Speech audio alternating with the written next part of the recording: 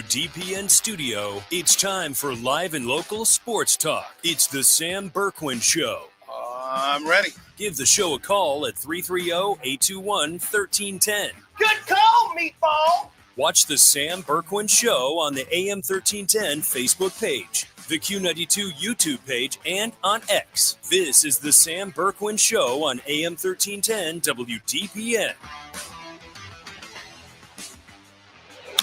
And Schwarber belts one to center field. This one is deep. This one is gone. And way gone for Schwarber. A Schwarber bomb, his 38th. And a little insurance for the Phils, lead it 2-0. That's it. Another 103-mile-an-hour elevated heater. And how about the pitching tonight? On the ground, fair ball down the right field line to the corner. Fermin is in. Tatis is in. Going to try and score. Machado.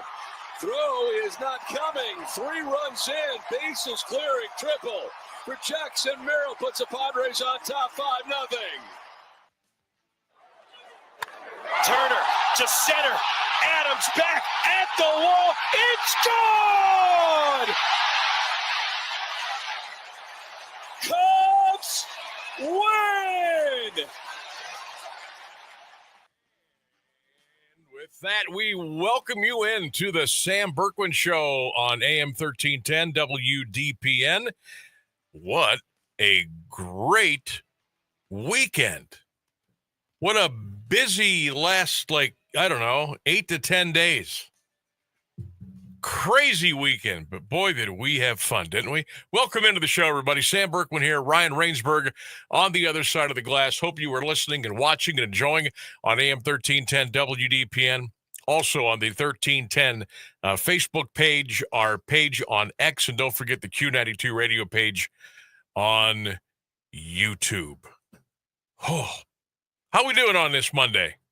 Everybody hanging in there? Yeah, looks like Landon on YouTube saying hello. What's up, He's Landon? here right off the bat. Welcome to the show. What's up, Landon?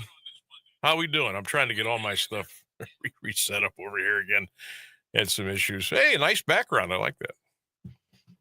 That is pretty cool. That looks like a new one. This is the second time I've used it, I believe. With the blue bubbles on the left and the red and orange on the right. Yes. Ooh, No, I also like like this one. Yes. I like it. Very good. You got to be a graphic designer. I did a little bit of that in college, a little color theory, I can tell. a little bit of graphic design. I can tell there's a little something going on there. Oh yeah, I love Photoshop. It's Very a blast. Nice. So before I ask the audience how they are recouping from Hall of Fame week and Hall of Fame weekend and all the cool stuff that we were a part of, you put some serious hours in here at the station over the weekend. I think are you good to go now? Yeah. I think I landed somewhere over the 10-hour mark, between 10 and 15. I didn't really count. I forget. That's not bad. Now you did it over, was a 3-day? That was just over Saturday and Sunday. Oh, just Saturday and Sunday. Yeah, Because you had Friday. If you had Friday, that's another 8. Because you were producing the show from our show from the Hall of Fame on Friday. I think, and then I came in early on Thursday. So yeah, no, I had a good week. Very good. Yes, very good. Well, I'll tell you what, we had a blast, and I'm going to speak for us here at 1310 WDPN.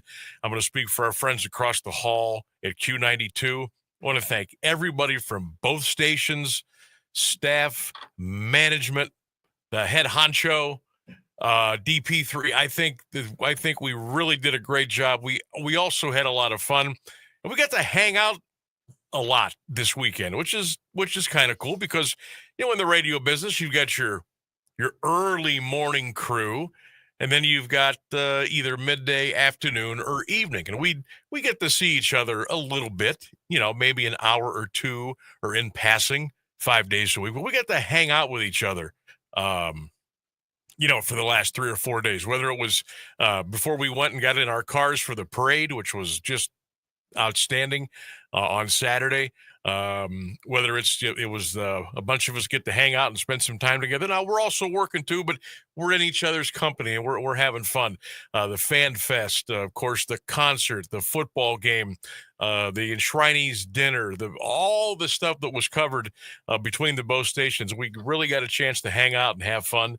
And I got to tell you, I thoroughly enjoyed it. I thought it was incredible, and it kind of reminded me why I kind of fell in love with the whole Hall of Fame week, the whole Hall of Fame weekend growing up, and I just kind of taken it all the way through, youth and until now, and a chance to work the events and talk to you about it and put stuff on social media and answer questions and post video. I mean, it was just, I know we did an awesome job. And we want to I want to shout out the Pro Football Hall of Fame and our great partnership with them and Rich DeRosiers and Jim Porter and all the crew over there. Rich is actually going to join us tomorrow at 4:15 on the show. It's kind of a little Pro Football Hall of Fame festival wrap up, if you will. And I thought about having Rich today, and then I remembered going back to my early years getting into the media. The day after the Hall of Fame festival, let those guys and gals sleep. I wouldn't even make them come in. Okay? So I don't want to bother anybody today. Just kind of relax, unwind, decompress a little bit. And then we're lucky enough, Rich is going to come on tomorrow and join us and talk about everything at 4:15. That's 4:15 tomorrow. Rich DeRosiers, Pro Football Hall of Fame here on the Sam Bourquin Show, 1310 WDPN. So don't forget that, 4:15 tomorrow. But yeah, we had so much fun from doing shows. Our little shuttle stops we had down on the corner of Harrison when all the buses were bringing people in from the fairgrounds, walking to and from the game, walking to and from the enshrinement, the concert last night with Nickelback. It was fun. And we want to thank all of you, of course, for, stopping by and seeing us, listening to us, checking out our stuff on all the social media platforms of Facebook and X, Twitter, Instagram, YouTube. We certainly do appreciate that. And it was fun. And of course, here I am Monday. I'm like, oh man, it's over. Like we're all kind of, I don't know, a little tired, not crazy tired, just a little, but I'm like, I miss it. I miss it already. Of course, they dropped some big news last night at the end of the Nickelback show. We'll be telling you about that. They already have the Concert for Legends already set for next year. Already, tickets are already on sale. Is it Lainey Wilson? Their last name? Hope I got that right. Terrific country artist. She's already booked and going to be here next year. Of course, we'll find out what the class is going to be down the road. Again, this is the day after. But the class is going to be, I'm predicting a 7 to 8 member class next year. That's just me. That's where I think we're going next year.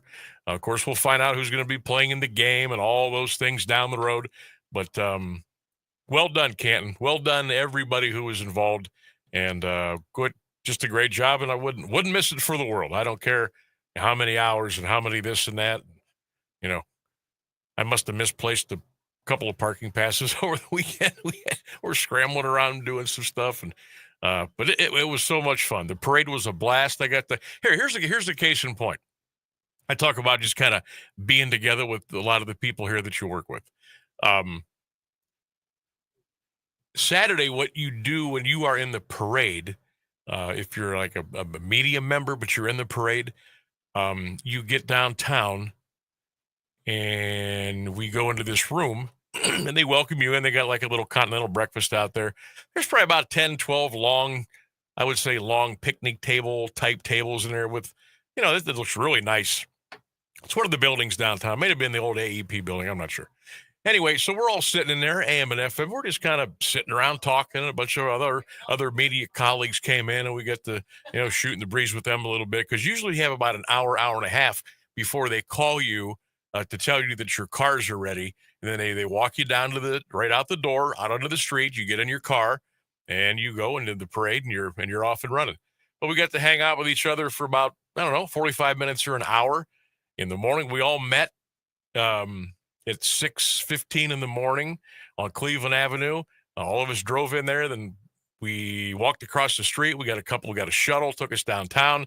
And then we got our little pre-parade. We had our breakfast and we were talking and this and that. Then the parade was over.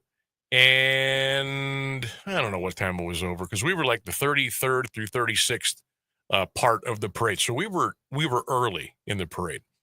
As it started at 8:00, we were probably done by like 9:30, 9:45. And it was cool. I got Jordan Miller and I rode in the same convertible. I had never really met Jordan before. We have talked before he was on this show. Remember when all that nonsense was going on over at West Branch? So he was on the show, but we never really got to hang out and get to know each other. And it was awesome. We were on the parade together, about an hour and a half in the car, just having a ball. We actually hung out for a little bit after the parade and we're just kind of talking about our careers and life and everything. And so that was really cool. That was one of the fun parts of the weekend. And then, of course, the game was Thursday and the concert was last night, the enshrinement, and it all kind of pulled together. But from what I understand, what I saw, Nickelback last night, incredible crowd. When I left my duties on the campus of the Hall of Fame last night, and then I drove and I hopped on 77 because I wanted to take a look and see. It looked like all the seats were full except for like a couple of seats in the gold section there, like the club area. But it looked packed. It looked really good. It sounded really good. So I think that was a great show, and Nickelback did a great job, and it was a lot of fun. And I'll tell you what did I tell you about Mother Nature? Huh? Did she hook us up or what this weekend? Okay. Thursday was garbage. Okay. Thursday was bad. We did get the game in, but it rained all day. It kind of cleared out around 6:00. But I'm telling you what, kickoff for the game, and then all the way through Friday, Saturday, and Sunday night, the weather was top-notch. Some of the best Hall of Fame weather, I think, we have ever had. So just want to thank everybody. Shout out all of you for listening and commenting and coming to the events and supporting the festival. And we're certainly looking forward to doing it again next year. Now, our show today, we are going to talk a little Browns as they get ready for the Carolina Panthers Friday night in Carolina. It will be the first preseason game of the year. We'll talk a little bit about the quarterback situation and how the Browns are going to approach their first preseason game. Guardians will be in New York against the Mets tonight. Folks, they're still taking breaths. Okay, they're still alive. They're still alive for the wild card. They have been fluctuating now between 3.5, 4, 3, 4 out of the third wild card spot. Don't know what's going to happen. I don't know how it's going to play out. Our team now is the team we're going to have, and then there will be some call-ups. Okay, there will be some call-ups coming in September. CJ Kafis is already up. Be looking for some other guys to come up when they have the opportunity to do so. But I can't sit here and tell you right now, yes, they're going to make the wild card, or no, they're absolutely not going to make it. Now, the Mets series is going to be a little dicey. Going to be tough. You're going to go to Citi Field, okay? Well, Frankie Lindor's waiting on us, okay? So that'll be interesting. But then you come right back with the White Sox, and you got a couple of other series coming up that you should do fairly well with. So we'll talk a little Guards today. Not a ton, but a little. Much more tomorrow, as they'll be coming off a game against the Mets. Of course, we have On This Day in Sports History coming up. And, of course, the poll question of the day. This is kind of where I want to bring it full circle as we opened talking about the Hall of Fame. We talked about the festival, the great events, the great camaraderie, just how cool it is to have this festival in our neck of the woods. Sam Bourquin Show, poll question of the day, because I got some ideas, and I'm going to present them to you. Your question today is, what would your ideal Pro Football Hall of Fame Festival events weekend schedule look like? Now, let me make that a little bit simpler for you. You know how we do Thursday game, Friday Gold Jacket, Saturday parade, Sunday so on and so forth? Give me your ideal schedule of events. How would you put them in order? What times would they be? What would your locations be? And when would you kick it off? Now, when I posted the question on Facebook, I said Thursday through Sunday. You can start this festival anytime you want, starting with that Monday. In other words, the Monday following the Food Fest and the balloons and all that stuff out at Kent Stark. Okay?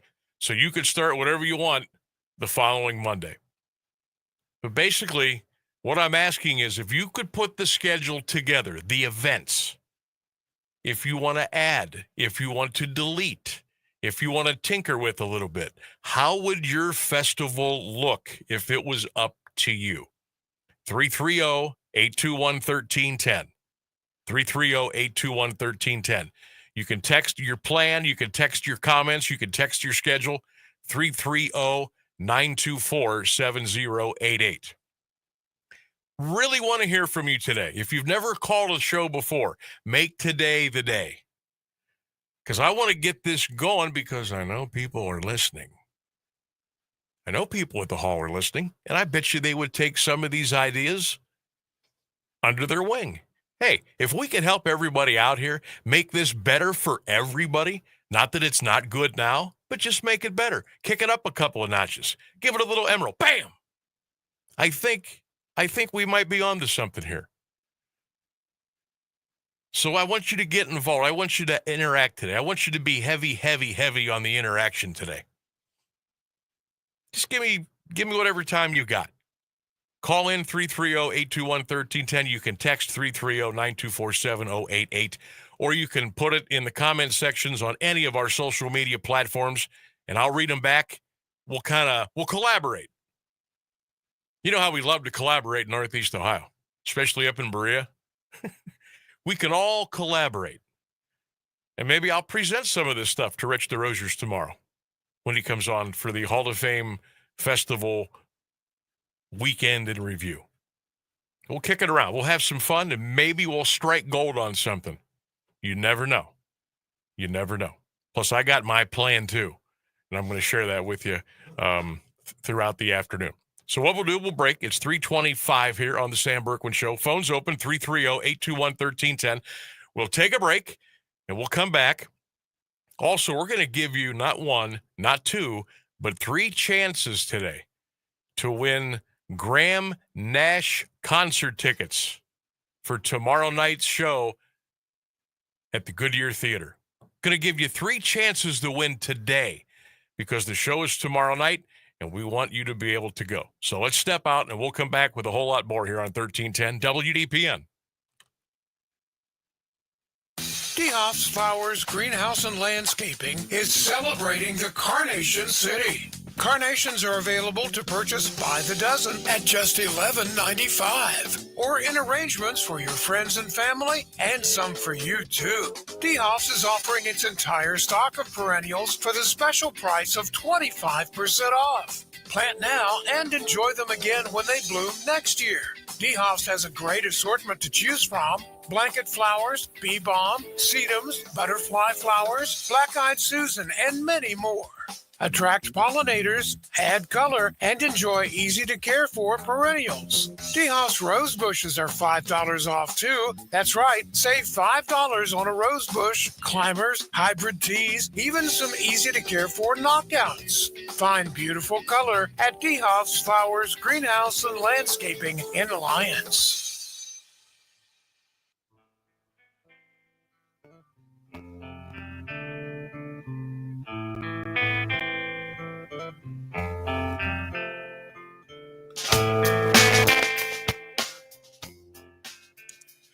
1310 WDPN. Welcome back to the Sam Bourquin Show. Our poll question of the day, and I want you to get involved here now. Help us out. Let's collaborate. Give me your ideal. Give me your wish list. What would it look like if you were in charge of the Pro Football Hall of Fame Festival events weekend schedule? And you can start Thursday through Sunday. You can go Wednesday through Sunday. You can delete events. You can add events. You can change locations. You can adjust times. Whatever you want, whatever you feel is best. Let us know. Put that down in all of the comment sections on our social media platforms. Just go there now and type it up. You can text it in at 330-924-7088, or you can call it at 330-821-1310. Now, I'm going to ask my producer, Ryan Rainsberg, do you want to do a Graham Nash now, or do you want to wait till 4? Actually, I think we should do it now. Yeah, no, we can do one at We're this a little break. bit of a time crunch, so let's do that. First caller, 330-821-1310. You get tickets to go see Graham Nash in concert tomorrow night. And that is up in Akron, and it's a piece of cake. We'll get you the tickets, and you're off and running. This is going to be an outstanding show. I don't know if you've heard the promo we've been running here on the station with some of his music. He's going to tell stories. He's going to really is he's going to kind of do it all for you. And you can win 2 tickets to go see Graham Nash at the Goodyear Theater tomorrow night. The legendary artist, Graham Nash, from founding member of Crosby, Stills, and Nash, 2-time Rock and Roll Hall of Fame inductee. You want to go? Call now. We'll give you 2 tickets. Just that easy. 330-821-1310. That's 330-821-1310. Show is tomorrow night at 7:30. If you'd like to win 2 tickets to go see Graham Nash tomorrow night, be caller 1 at 330-821-1310. It's that easy. News is next on 1310 WDPN. Here's the latest news on AM 1310 WDPN. Good afternoon. It's 3:30. Texas state Democrats are standing firm on their decision to leave the state to break the quorum of a special legislative session where Republicans are set to attempt to pass a new congressional map that would create up to 5 new GOP seats. Governor Greg Abbott is ordering the lawmakers to return or face a $500 daily fine or possible removal from their positions. Speaking from New York, State Representative James Tallarico tells ABC News he and his colleagues are prepared to face whatever consequences they have in order to make this stand. We knew that this was going to be a major step, but we feel it is necessary to protect our constituents, protect Texans, and honestly, to protect all Americans, because this is not just a Texas problem. This affects the whole country. In rural Montana, officials are still searching for a suspect who police say killed 4 people in a shooting last Friday. ABC's Trevor Alt has the details. Hundreds of federal and local officials converging on the mountains in search of Army veteran Michael Paul Brown, who they say is armed and extremely dangerous. Authorities say 45-year-old Brown lives next door to the Owl Bar in the small town of Anaconda. They say Friday morning around 10:30, he walked in and shot 3 patrons and a bartender. The coming week could be pivotal in the ongoing war between Russia and Ukraine. President Trump's special envoy, Steve Witkoff, is expected in Moscow midweek. Trump has set a Friday deadline for Russia to stop its aggression or face severe economic penalties. The diplomatic stalemate remains challenging, with Ukraine losing territory but showing no signs of a defense collapse. Trump has expressed skepticism about the effectiveness of sanctions, while Russia continues its military advancements. The conflict has resulted in significant civilian casualties, with over 12,000 Ukrainian civilians killed, according to the United Nations. U.S. stocks are rallying to recover most of their sharp loss from Friday's wipeout. The S&P 500 rose 1.3% today. The Dow Jones Industrial Average increased 507 points, and the Nasdaq Composite climbed 1.8%. Gains for Tyson Foods and other companies followed better than expected profit reports and helped offset a drop for Berkshire Hathaway. This upcoming week may have fewer fireworks on Wall Street than last week, which was punctuated by a disappointingly weak report on the U.S. job market. That raised worries that President Trump's tariffs may be punishing the economy. It's 78 degrees and Alliance at 3:32. This is WDPN News. I'm Jeff Mears. Now, the Alliance Area Weather Forecast on AM 1310 WDPN. Mostly sunny skies in the forecast for this afternoon with a high near 83, light east winds. Tonight, mostly cloudy, a low around 61. Tuesday, mostly sunny, a high of 83. For Wednesday, mostly sunny skies, a high near 84. More sun Thursday, a high of 85. That's your WDPN weather. Hello, my name is Lainey Cross. I'm Carnation Queen contestant number 13, sponsored by Robertson's Kitchen and Bath Gallery. Make plans now to join Alliance's Most Fit as we celebrate the Carnation Festival with the Carnation Trail Run. This event is scheduled for Sunday, August 10th at the Iron Horse Trail. Registration can be done at the First Christian Church at 5 p.m. and the race will begin at 7 p.m. Do you have trouble getting in and out of the bathtub? Are you afraid you'll slip and fall entering or exiting a tub? Safe Step walk-in tubs can transform your bathtub from an area of concern to a calming refuge. Call them today at 1-800-498-2098 and save $1,600. Safe Step walk-in tubs and showers are proudly made in Tennessee and offer an ultra-low step-in, avoiding that difficult climb over a traditional bathtub wall. They also offer a variety of therapeutic benefits that may help soothe your aching muscles and joints, increasing your mobility, boosting your energy, and improving your sleep. Safe Step walk-in tubs are designed to easily fit your existing tub space and are often installed in as little as one day. Just dial 1-800-498-2098 today to save $1,600 and receive a free shower package. That's 1-800-498-2098 for a free no-obligation consultation and to save $1,600. Safe Step walk-in tubs. Safety never felt so good. Do we want to get right?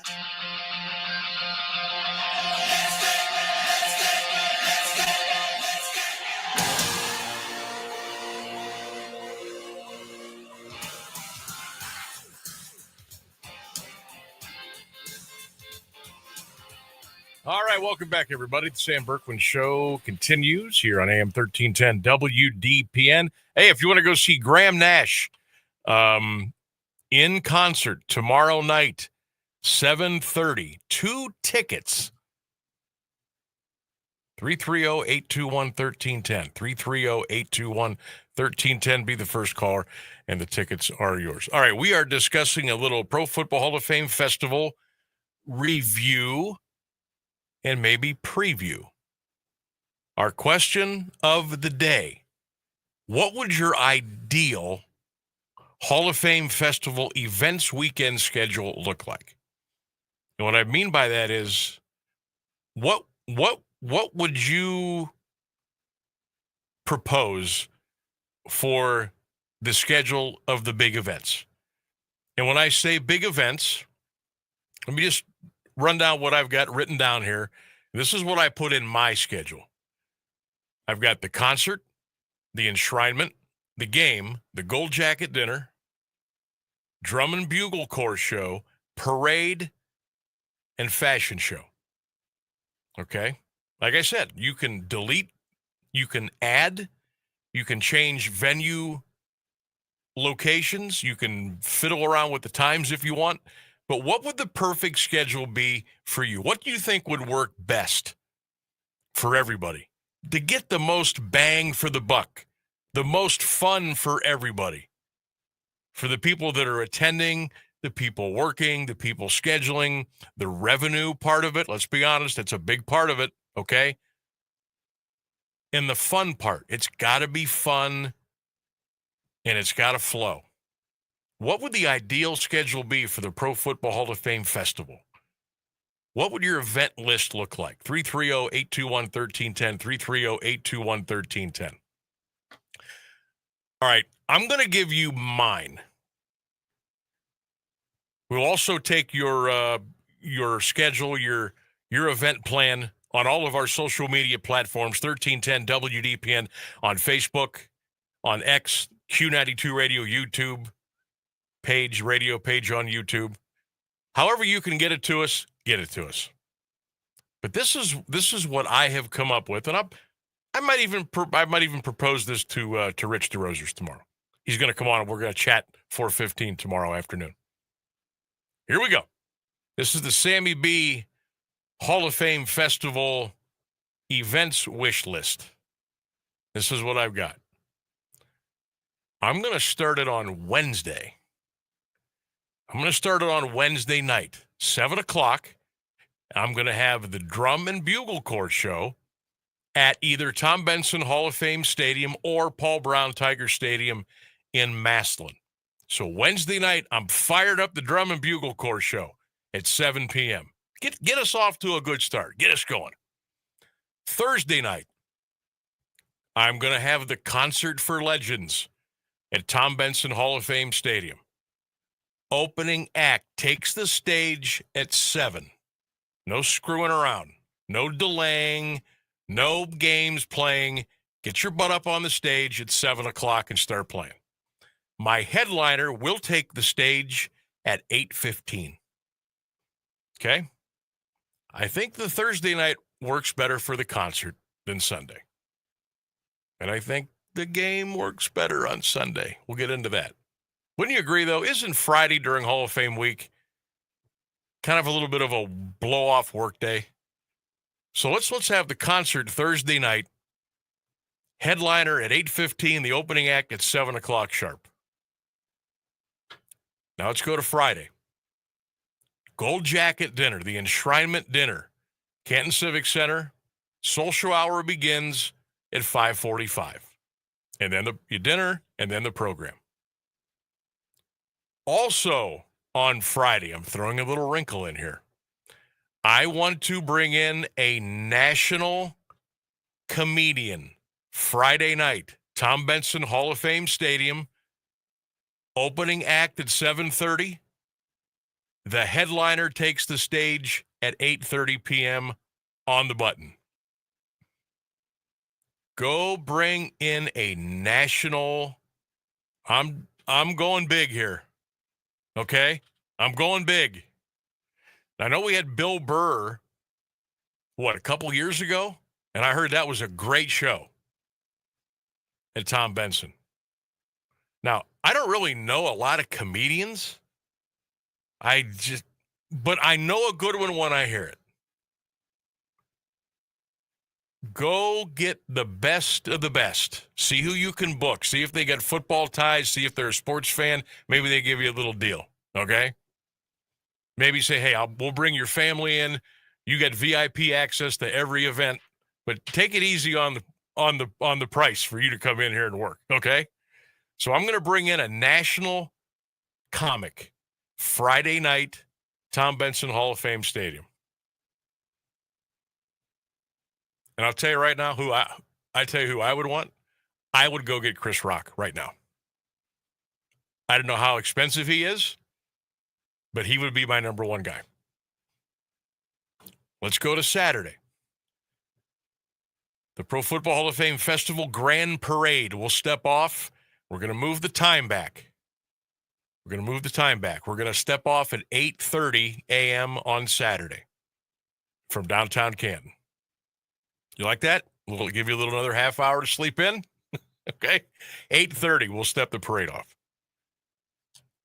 Saturday night, the Pro Football Hall of Fame enshrinement ceremonies at Tom Benson Hall of Fame Stadium. I begin those at 6 p.m.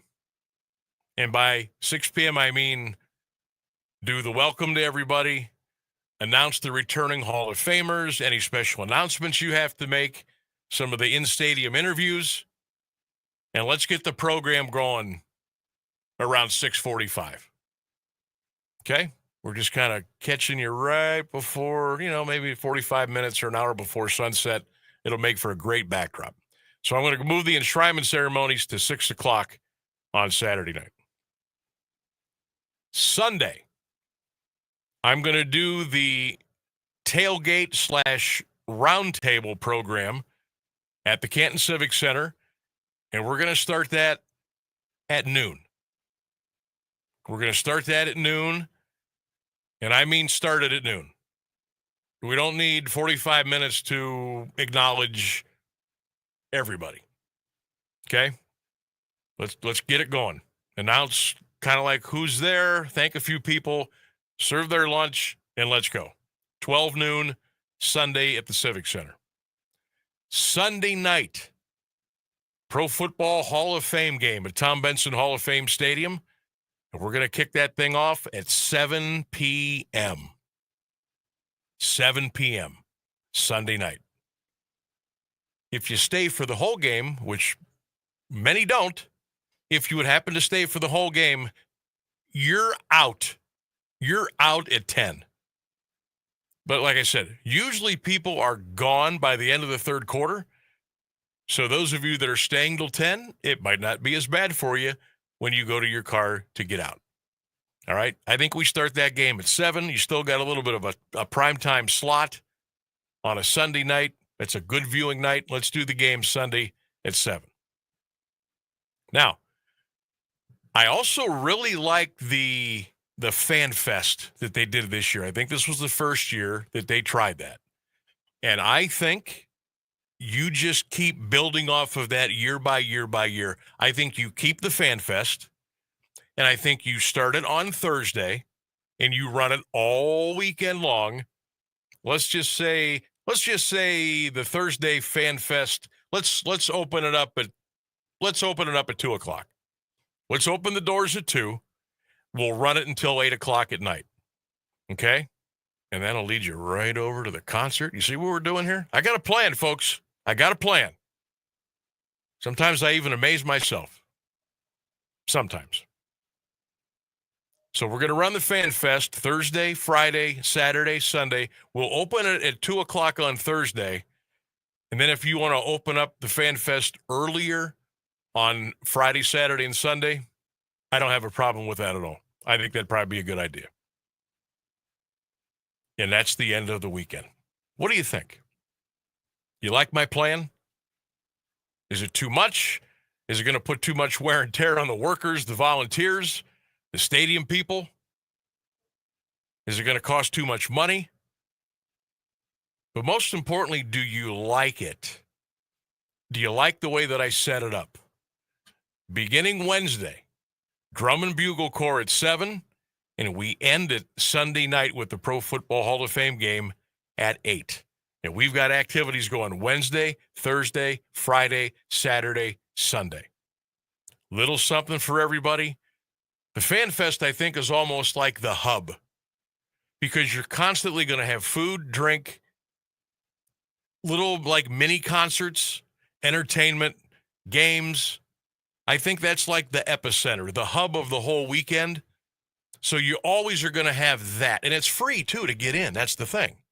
So if you're going to go to anything at the stadium, you can go to the Fan Fest. Before, during, after.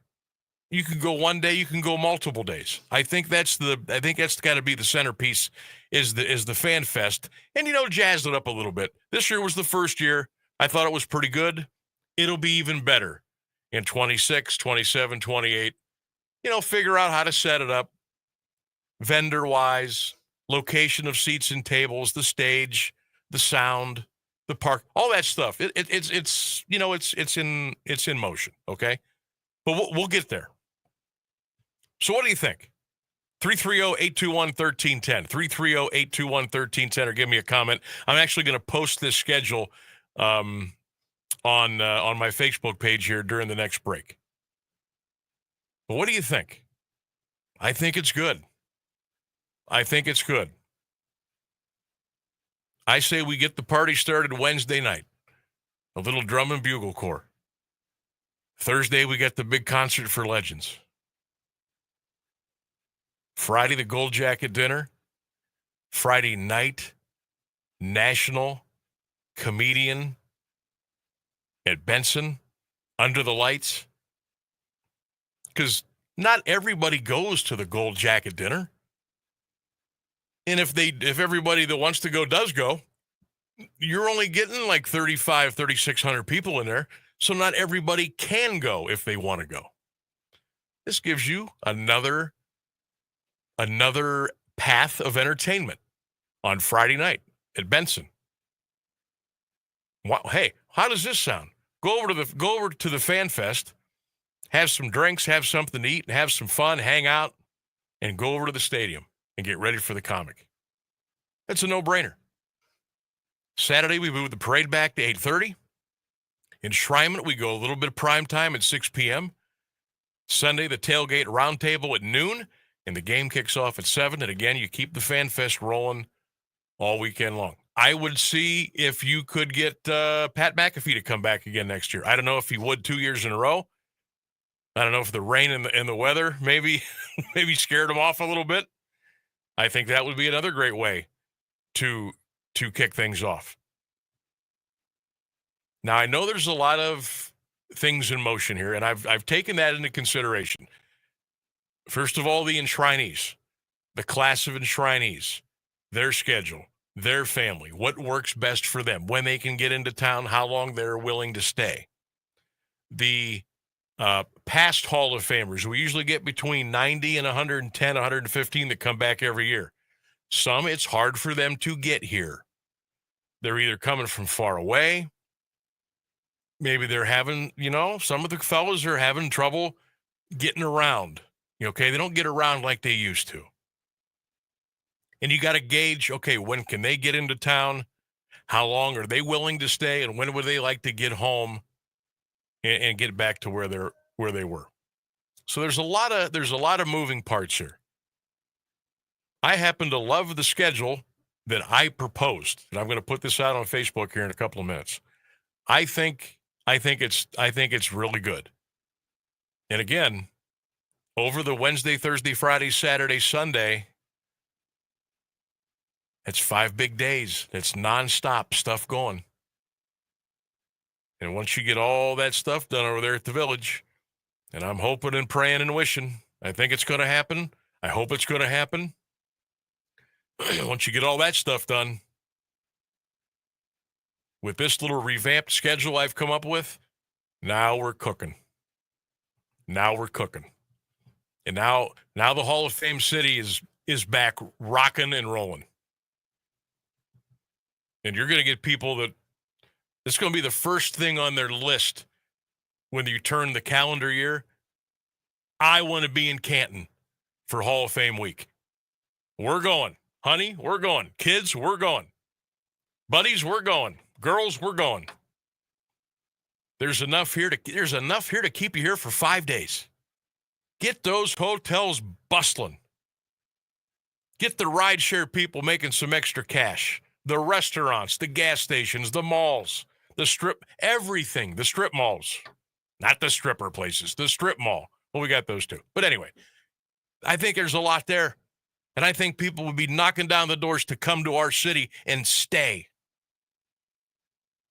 It'll be their big thing for the year. They're going to put back money starting right now. Something for mom, dad, the kids, boyfriends, girlfriends. There's something for everybody. Oh, and I almost forgot. You can visit the Pro Football Hall of Fame while you're here and take the tour and go into the museum store and go and see where all the busts are and watch the older movies and the displays in the archives. Oh, yeah, by the way, when you come here, you should probably do that. I think it's a grand plan. What do you think? 330-821-1310, 330-821-1310. Appreciate all of you joining us on social media. Drop your comments below. We'll read them on the air. We'll take a break. We're coming up on 51 minutes past the hour. It's the Sam Bourquin Show on the Monday after the Pro Football Hall of Fame Festival on AM 1310, WDPN. The historic Akron Goodyear Theater is pleased to present a very special evening of songs and stories with the legendary Graham Nash performing classics from his 60-year career this Tuesday at 7:30 p.m. Teach your children well, their father's help did slowly go by. Don't miss this extraordinary chance to see the Rock and Roll Hall of Famer perform songs and share stories about his iconic hits from the Hollies and Crosby, Stills, Nash & Young, as well as his storied solo career. Our house is a very, very, very fine house with 2 cats in the yard. Life used to be so hard. So join us this Tuesday at the Goodyear Theater for a must-see performance by Graham Nash. Tickets available at the Goodyear Theater box office and Ticketmaster.com. Hey, Max, you look absolutely dashing in that purple tie. Ready to harness the world? You bet, Daisy. I'm ready as I'll ever be. And might I say, your purple tie really pops with your vest. Thanks. I almost went with a cape, but didn't want to come across as pretentious. Nonsense. Anyone in our line of work should rock a cape. You might be onto something, Max. Phew, so here we go. First day on the job. We've got this, right? Right. Don't forget, we both graduated from Dogs Inc. with honors. Which means I can guide my human around a busy city with ease. And I can give my human a restful night. I hope my human is kind and loving. And I hope mine likes wet kisses and zoomies. Ready to make a difference? Born ready. Let's go. Discover how extraordinary dogs like Daisy and Max change lives at no cost to the recipients. Visit dogsinc.org.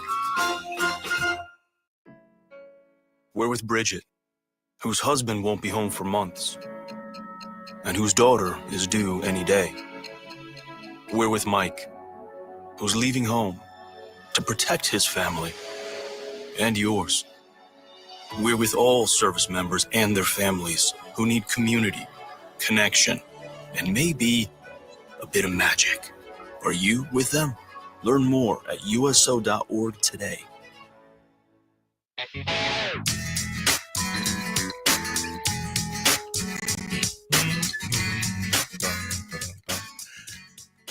All right, Sam Bourquin Show continues here on AM 1310 WDPN. Don't forget you can watch and listen on the WDPN Facebook page. Just search WDPN. Boom. You can watch and listen on the WDPN Twitter page or X page and the Q92 radio page on YouTube. I just posted my Dream Hall of Fame Festival schedule of events on my Facebook page. Just go search Sam Bourquin, and then I will continue to share it at a couple of other spots here throughout the afternoon. But go to my Facebook page now. Let me know what you think of the schedule that I've come up with. The poll question of the day: what is your ideal Pro Football Hall of Fame Festival events weekend schedule look like? Got a couple of people chiming in. Tim says, give me the game Thursday. Concert Friday, parade Saturday morning, enshrinement in the afternoon, parties Saturday night. Clint says, I like it how it is now, except swap out the game in the concert. Yes, please. That was all part of my plan. Scott says, Sam, due to the field fiasco a couple of years ago, the game will always be the first event.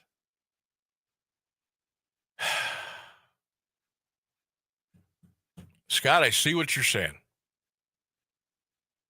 And I understand it, and I'm sitting here thinking about it. How did I forget about that?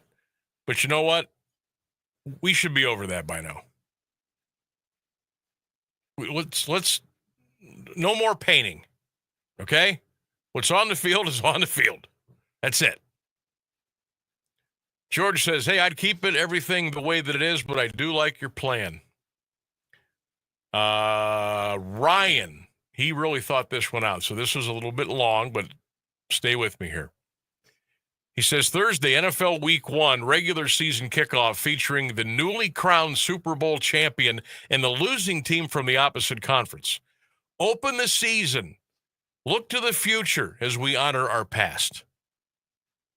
He says, now listen, you do neutral site games across the world. Let's be honest. How cool is the Major League Baseball Field of Dreams game? Please, NFL, give us this for our region and get it done before Tom Brady gets inducted.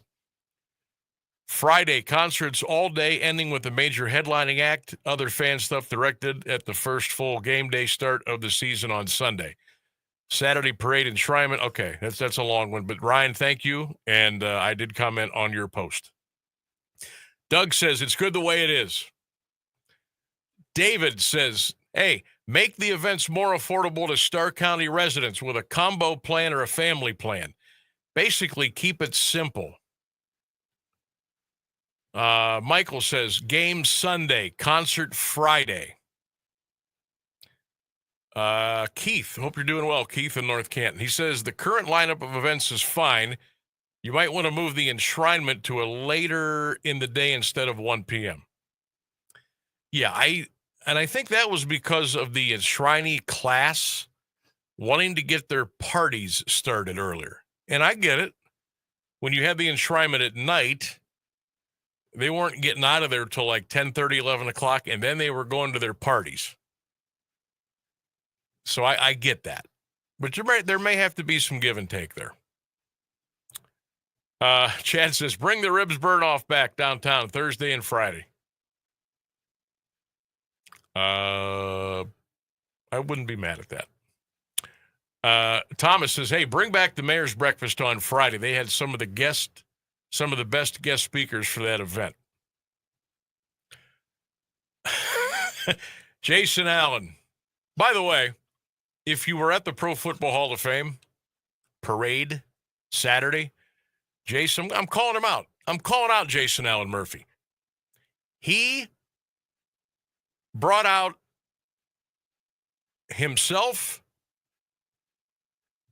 and another area celebrity, Rocky Burquin. They came out and they stopped the parade. And Murph put me in a headlock and shook my hand. And we took a picture. And he ran back to his seats. So thanks for holding up the parade. Anyway, Jason says, don't mess with my schedule. Things are smooth right now with the team and I from the game through the concert. Don't change anything. Okay, I got you. We have time for one more here? Yes. Yep. Jim says, concert Thursday, fashion show, gold jacket Friday, parade Saturday morning. Enshrinement on the... Ooh, he wants to take the enshrinement back to the steps. That'll never happen. Saturday night tailgate on Sunday. Also, I would move the Balloon Fest back a weekend, have the community parade the Sunday before. Oh, so he wants to have the parade on Sunday. Okay. I agree with a couple of those and a couple I don't think will ever happen. I've just posted my schedule. It's up on my Facebook page. Go check it out. I got my dream schedule up Wednesday, Thursday, Friday, Saturday, Sunday, with the Fan Fest included. So let me know what you think. We'll come back. We'll talk about it. We'll get into the Guardians. We'll talk a little Browns. And we'll give you a chance to win some Graham Nash tickets, which is what we're going to do right now. Before we go to the break, we got a couple pair left. If you'd like to go see Graham Nash, more evenings of songs and stories tomorrow night, 7:30 at the Goodyear Theater in Akron. I got 2 tickets for you, one for you and one for a friend. All you got to do is be the first caller right now, 330-821-1310. If you want to go see Graham Nash, more evenings of song and stories tomorrow night, 2 tickets. Call in now at 330-821-1310, and the tickets are yours. This is going to be an incredible show, and you got a chance to go.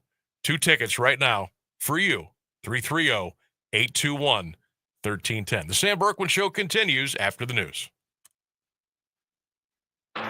News, weather, sports, local information, and music 24 hours a day. This is AM 1310, WDPN Alliance. ABC News, I'm Michelle Franzen. Texas Democrats have left the state capitol and dozens have fled the state, protesting Republican plans to redraw congressional maps to give the GOP 5 more House seats before midterms. Democrats call those carved-out maps gerrymandering. ABC's Maria Villarreal is outside the Capitol in Austin, where the governor has ordered state Democrats back next hour or to face fines. Just like most government buildings around the country, this one is actually open for visitors, and it really is the last week or two before school starts. So we are seeing a lot of people come in and just check things out. They know the drama that is going to possibly ensue here in just a few hours. And that's when we're expecting them to gavel in. Israeli Prime Minister Benjamin Netanyahu now says he plans to convene his cabinet this week to outline a military solution on how to defeat Hamas and free the remaining Hamas-held hostages in Gaza. Investors on a buying spree for stocks today before U.S. tariffs on foreign goods kick in this week. This is ABC News. Now there's a new way to take charge of your blood sugar. Introducing new Garlic Healthy Blood Sugar Formula from the makers of the nation's best-selling garlic supplement. New Garlic helps maintain healthy blood sugar levels with clinically supported levels of garlic, plus a custom blend of vitamins and minerals, and it's odor-free. Take charge of your blood sugar with new Garlic Healthy Blood Sugar Formula. These statements have not been evaluated by the FDA. This product is not intended to diagnose, treat, cure, or prevent any disease. Use as directed. If you have back-to-school shopping to do, then you should make Macy's your first stop, because Macy's has back-to-school styles from brands like Nike and Jordan, must-have denim from Levi's and Good American, and now Macy's has Abercrombie Kids too. It's all in one place, all at great prices. And here's another reason to come in. If you're already at Macy's and you saved so much, you could stop by the fragrance counter and pick up something for yourself too. The best back-to-school styles are here now at Macy's. Now, the latest Alliance area news from Jeff Mears on AM 1310 WDPN. Good afternoon. It's 4:02. Alliance City Council tonight will consider a final ordinance authorizing the payment of the city's share of a West State Street resurfacing project. The city will contribute an estimated $548,000. The federal government will cover the remaining cost of resurfacing the road from just west of North Freshley Avenue to just west of Federal Avenue and from just east of Bellflower Drive to South Union Avenue. The work will include pavement repair, curb and gutter, sidewalk, curb ramps, and traffic signal upgrades. Jackson Township Police say an undercover sexting Thursday and Friday led to the arrests of 7 men. The operation took place at a hotel. Those arrested include 2 men from Massillon, 1 each from Broadview Heights, Canton, Cleveland, Pittsburgh, and Wadsworth. Police say 2 of the men, a 28-year-old Canton resident and a 24-year-old from Pittsburgh, were in the United States illegally and referred to Homeland Security for deportation. The charges include importuning, attempt to commit unlawful sexual conduct with a minor, attempted rape, and possession of criminal tools. Police assisted the Cleveland office of the FBI and local partners from the Ohio Internet Crimes Against Children Task Force. A man was shot to death in Canton Friday afternoon. 19-year-old Braylon Foster was pronounced dead at Mercy Hospital just after 3:30. The shooting occurred at a barber shop in the 2500 block of Mahoning Road Northeast. 25-year-old Deontay McCollum of Canton was arrested about 3 hours later on charges of murder and felonious assault. He's accused of shooting Foster multiple times. McCollum was arraigned today in Canton Municipal Court. Bond was set at $1 million. McCollum is scheduled to return to court for a status conference Wednesday. Voters in Plain Township will be asked to approve a renewal of a police levy. During a special meeting, trustees agreed Friday to place the 5-year $4.25 bill tax on the November ballot. It would generate about $3.7 million annually. Collection would begin in 2027. The levy was originally passed in 2016 and renewed 4 years later. Governor Mike DeWine has appointed Janet Creighton to the Ohio Lottery Commission. Her 3-year term began Saturday. Creighton was a Stark County Commissioner from 2011 until retirement in November 2024. She previously was County Recorder, Auditor, and Mayor of Canton. Creighton also served as Deputy Assistant to President George W. Bush and Director of Intergovernmental Affairs. Creighton continues as Chair of the Stark County Republican Party. Sentencing is scheduled August 25th for a man who pleaded no contest to charges resulting from a fatal accident in East Liverpool. 70-year-old Paul Vojnovich of East Liverpool entered the plea today to vehicular homicide and manslaughter in Columbiana County Municipal Court. The charges stemmed from an April 2023 incident. Vojnovich was driving on St. Clair Avenue when his vehicle struck and killed 76-year-old James Schmidt of East Liverpool while he was crossing the street. Vojnovich told police he didn't see the man. A Kent man is dead following a Friday night crash in Trumbull County. The Highway Patrol says 21-year-old Colin Conklin was pronounced dead at University Hospital in Portage County. The patrol says Conklin was operating a motorcycle westbound on Route 5 in Braceville Township just before 9 p.m. He collided with an eastbound vehicle turning left onto Route 534. Conklin was wearing a helmet. An investigation is ongoing. Youngstown police are investigating a pair of shootings. Officers responded to a 2-vehicle accident on the city's south side around 10 p.m. Sunday. People in the cars shot at a home on Detroit Avenue before driving away and crashing at Zedeker Street and East Lucius Avenue. People involved fled on foot. One of the cars was believed to be stolen. It's not clear if any arrests were made. Around the same time, police were called about gunshots on Burlington Street on the north side. Someone reportedly shot at a home and drove away. There were no injuries in either incident. More than 5 pounds of meth and nearly 4 pounds of fentanyl were seized in a raid of a Youngstown home. WFMJ-TV reports a confidential source told investigators in June that drugs were being dealt out of the Newcourt home. 31-year-old Tyrone Crafter was arrested last week by U.S. Marshals. He is charged with possession with intent to distribute controlled substances. They also seized 5 firearms and a digital scale and discovered a marijuana grow operation in the attic. Crafter made his first appearance in federal court Friday. He reportedly told investigators the substances had been in the home for some months.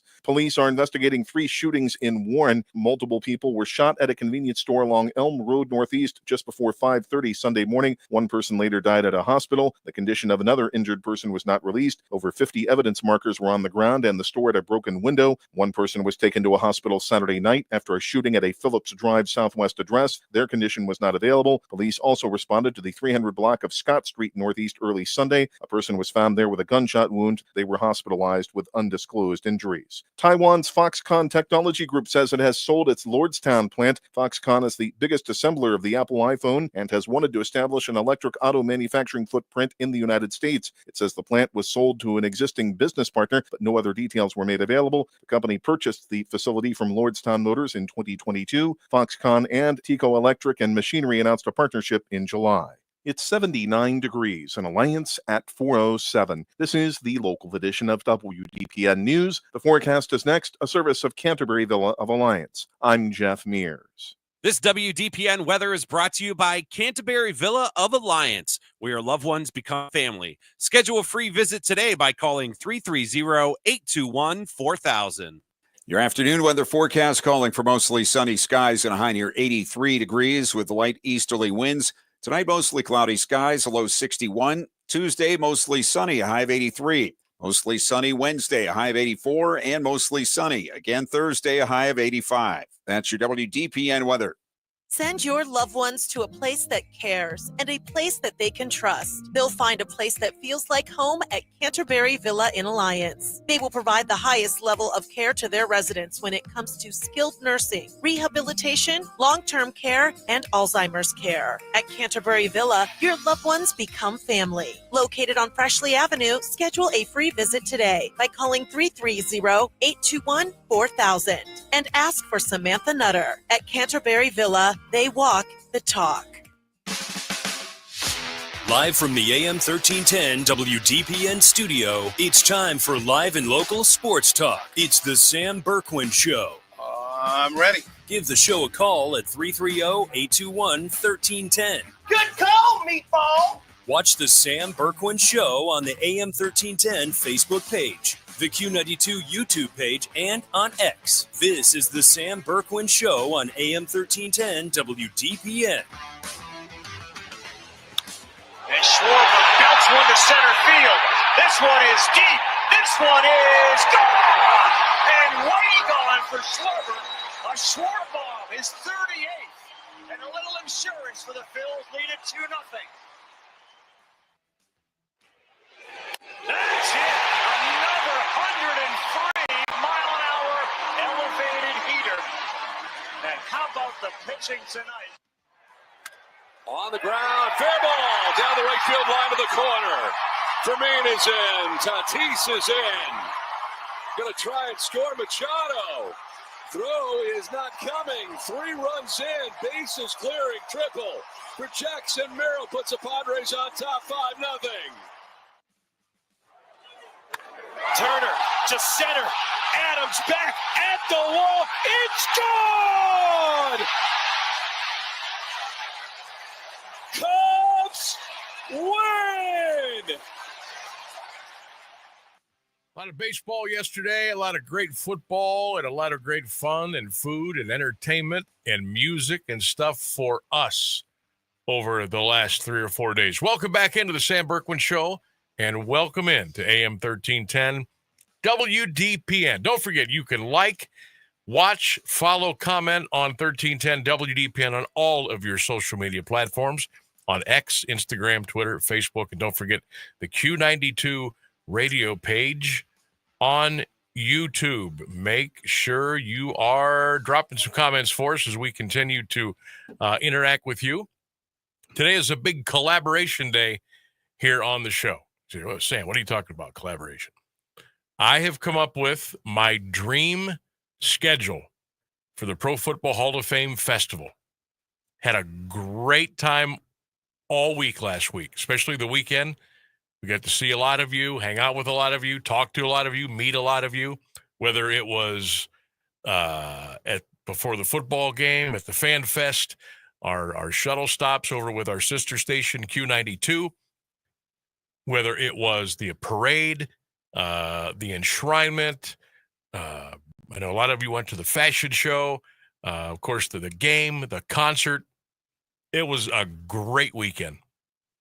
Shout out to everybody, all the workers, all the volunteers, all the planners, all the great folks at the Hall of Fame. Shout out Rich DeRosiers. Shout out Jim Porter. Shout out to all the people at the Hall. Rich DeRosier is going to be joining us tomorrow, 4:15, here on the show, 1310 WDPN, for a little festival recap. And we'll look ahead to 2026, which will be here before you know it. I'm telling you, that's how fast it goes. Trust me. The people at the Hall, once it gets to like 3 months away, they wish they had another 5 months, because that's how involved it is. But shout out to everybody who made it happen and put Canton on center stage again here in 2025. You did awesome, and you look great. So I figure our poll question today, I want to get your thoughts on how you feel about the schedule of events. And I'm giving you a chance to come up with your dream schedule. And I don't care how crazy it is. I don't care how uncrazy it is. I think today is a good collaboration day. I know the folks at the Hall are tuned in. We appreciate that. You know, you're tuned in, you're listening, you're watching, you're following, you're interacting with us. I figured today would be a good day to figure out maybe what the best events schedule would be moving forward. These are ideas. This is a collaboration. I'm not saying any of these things are going to happen. They might. Hey, if they make it to the floor at the Hall and they talk about it, I'm good with that. But I've got my dream schedule. I just put it out on my Facebook page. Check it out. Search Sam Bourquin. It'll pop up there on Facebook. It's out there on a couple of other pages as well. Go check that out. It's over on the Q92 Sports page too. You know, Sam. Yeah. I can't get the one comment out of my mind about having a discount for local residents. Oh yeah. I think that is a fantastic idea, and I know a lot of other events do that for their local residents. They do, and just for that event, not all the time, just because you shouldn't always have a Hall of Fame discount, but especially during the event, yeah, I think that's a great idea. Yeah, I think. And look, I'm not asking anybody to give things away, because this is a business at the end of the day. Nah, like a little 5%. Yeah, I think if you are, and I kind of wanted to do it like by area code. I don't know if that makes it simpler or if it makes it more of a pain in the butt for people. I don't know. But I would do a discount for people in the 330, the 440, 234. I don't know, maybe even the 216. I'm not sure. Or if you just want to keep it to Canton, Massillon, Alliance, North Canton, Dover, New Philly, Worcester, something like that. You could keep it even simpler, and just if you have an Ohio driver's license, you get a small, free voucher for some. I think a discount on tickets to certain events, something to where the local people say, you know what, that's a pretty good deal. Haven't done that in a few years. The price kind of got a little bit out of hand, and we couldn't afford to go. Let's go. I think that's something that we really need to do. I think that's something that they have to do. And again, down the road, when certain things get finished over there, I think that needs to go into effect for that too. My point being, and I know this is a little bit of a stretch, but if you follow me through here, it will make sense for you as far as trying to reward the local people for the great thing that we have in our backyard. Give them more of an incentive to go. Okay? Cedar Point.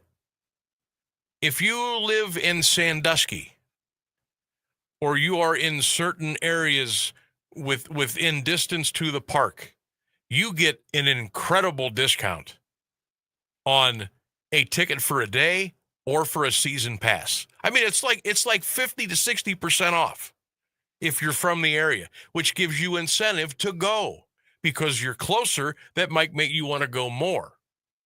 Reward your locals. It's like the It's like the local bar in town. If you don't have the regulars, you don't have the bar. You got to build this thing from the ground out. Cedar Point does it. Now, even a little bit more bigger scale here. Disney World and Disneyland do it.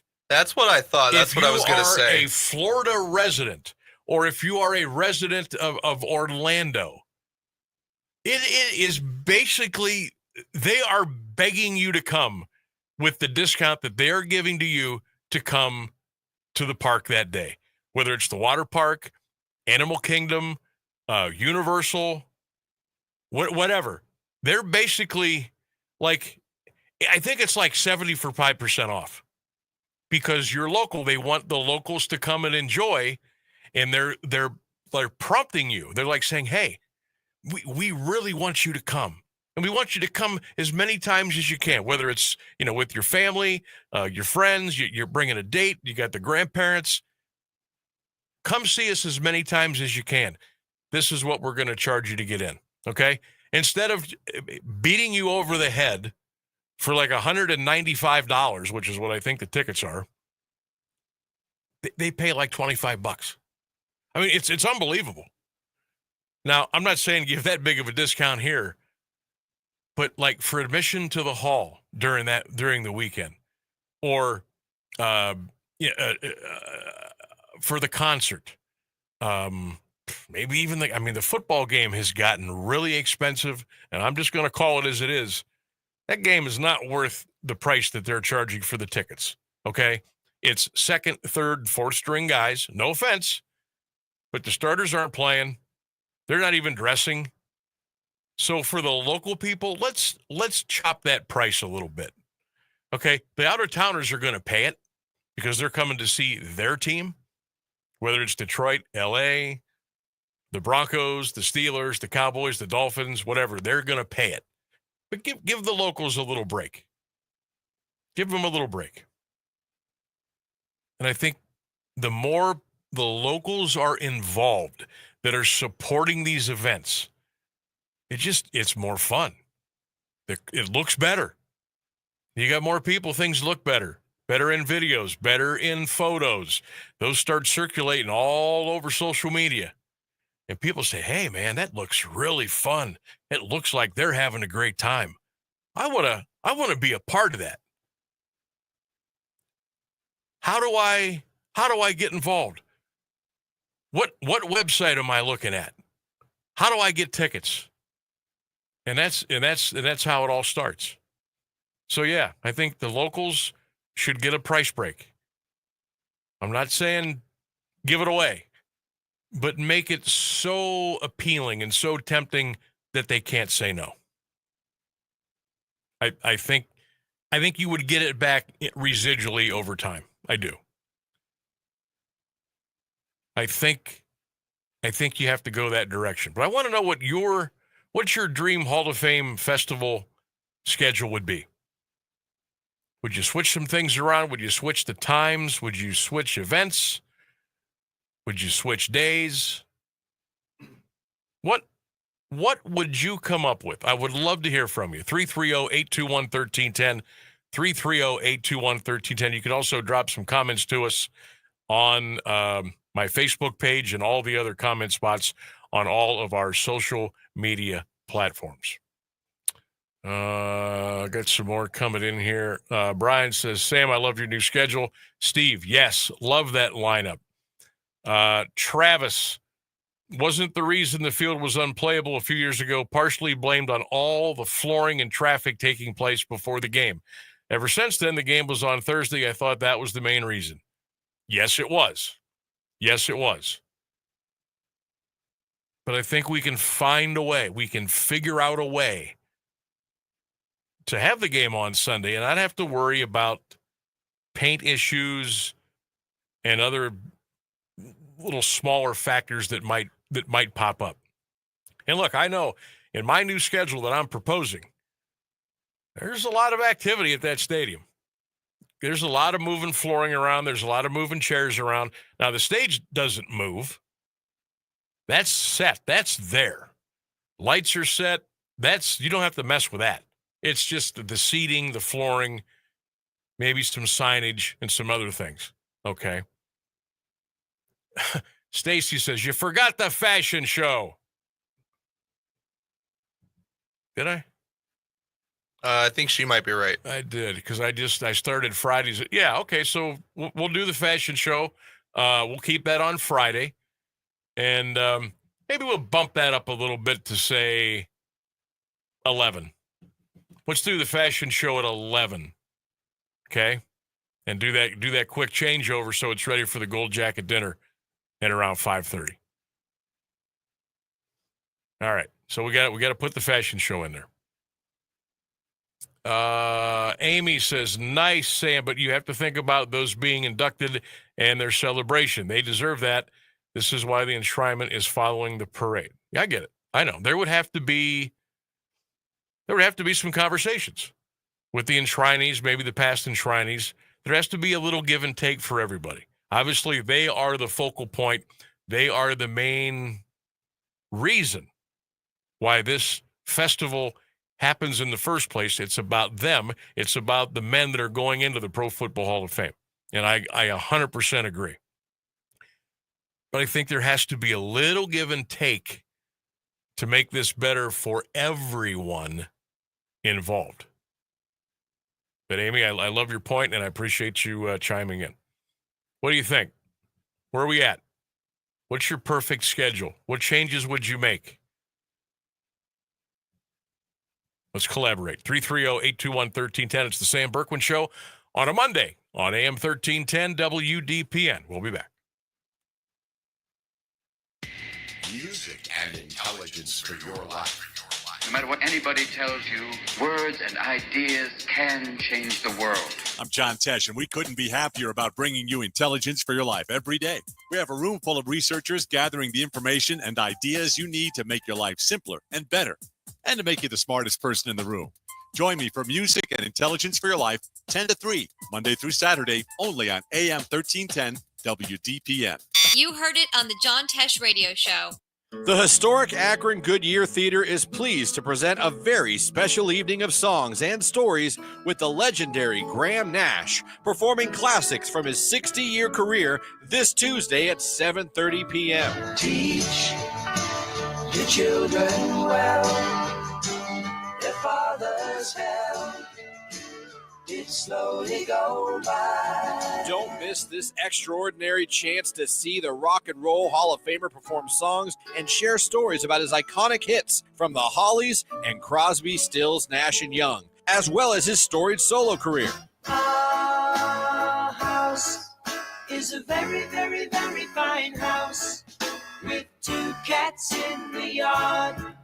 Life used to be so hard. So join us this Tuesday at the Goodyear Theater for a must-see performance by Graham Nash. Tickets available at the Goodyear Theater box office and Ticketmaster.com.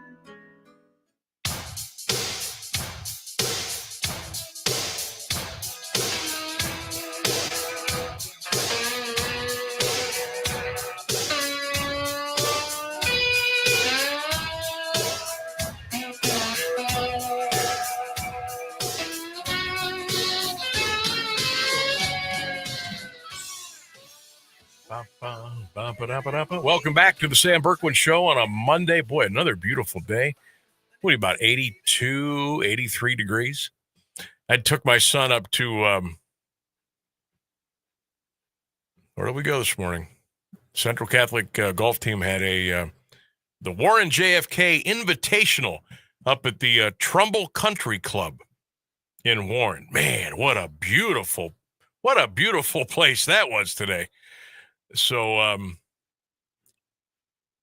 for some reason, the school didn't have transportation for the golf team this morning. It's like an hour and 15 minutes. So everybody had to kind of find their own way to the golf course today.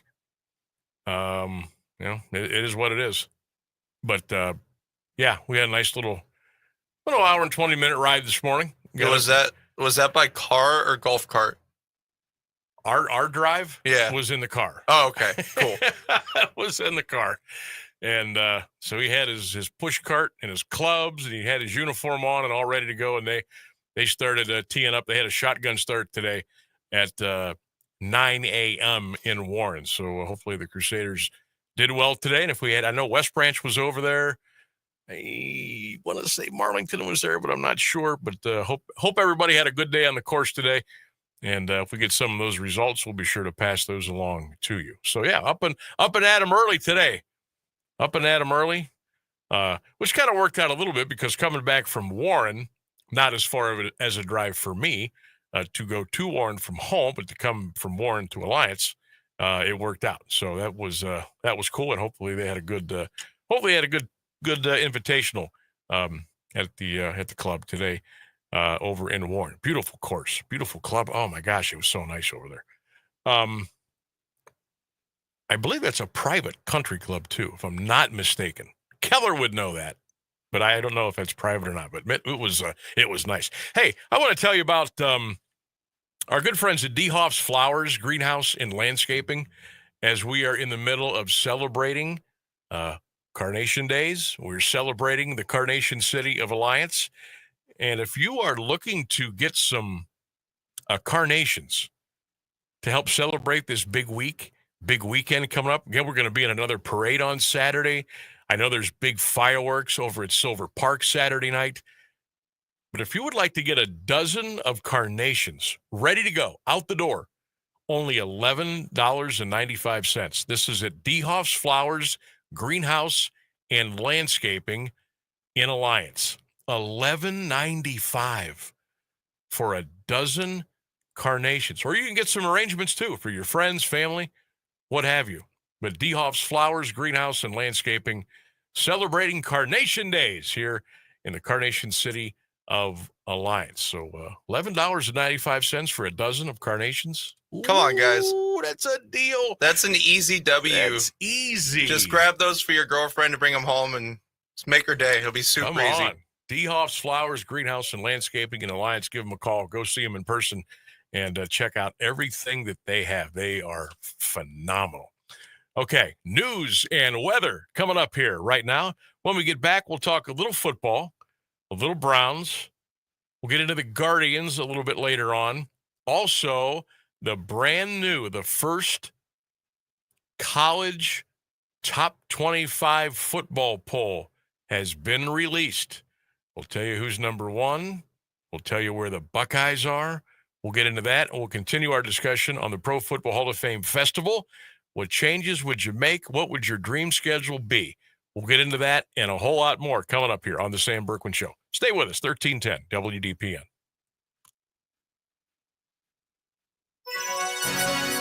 Now, the latest area news on AM 1310 WDPN.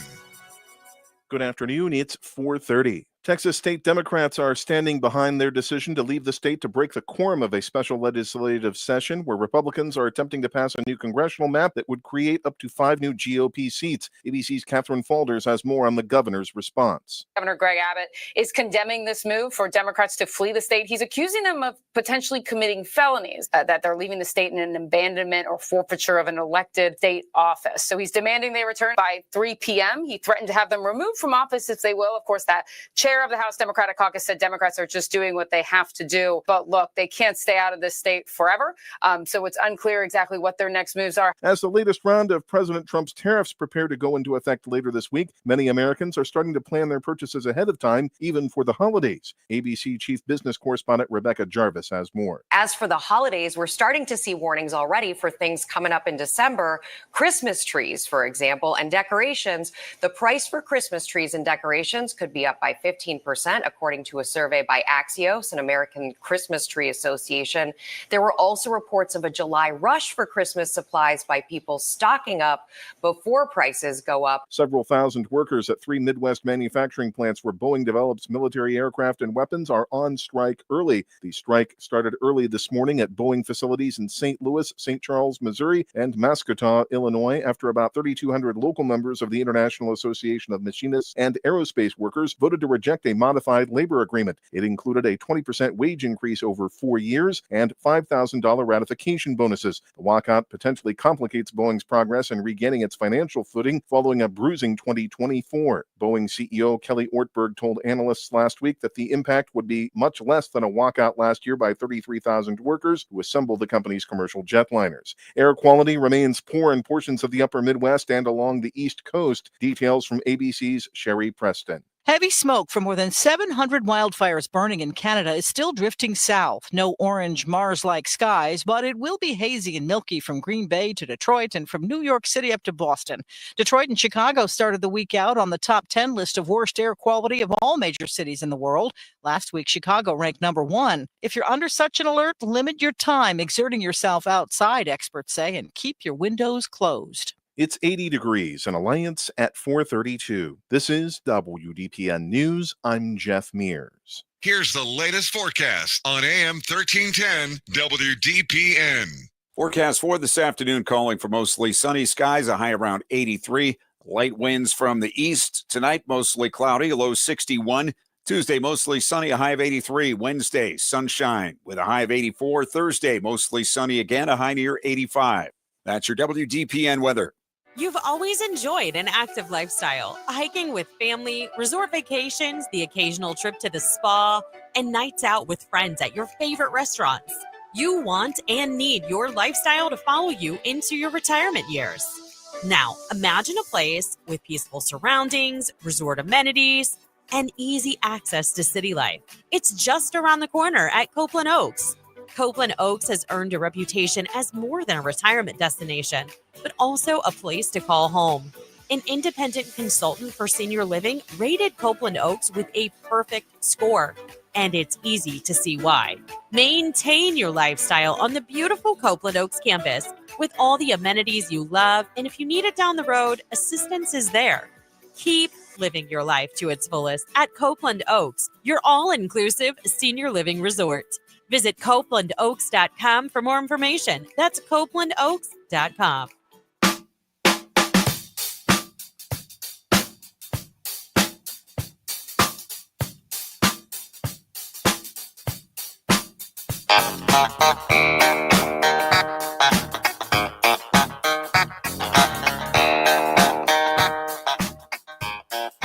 All right, the comments are pouring in on our Pro Football Hall of Fame Festival Dream Events schedule. What would you like it to be like? Would you make it a 3-day festival? 4 days? 5 days? Would you take some events out? Would you add some? Change the days? Let me know. 330-821-1310. 330-821-1310. Love to have a little discussion with a couple of you on the phone. Everybody's commenting, and we appreciate the interaction on social media.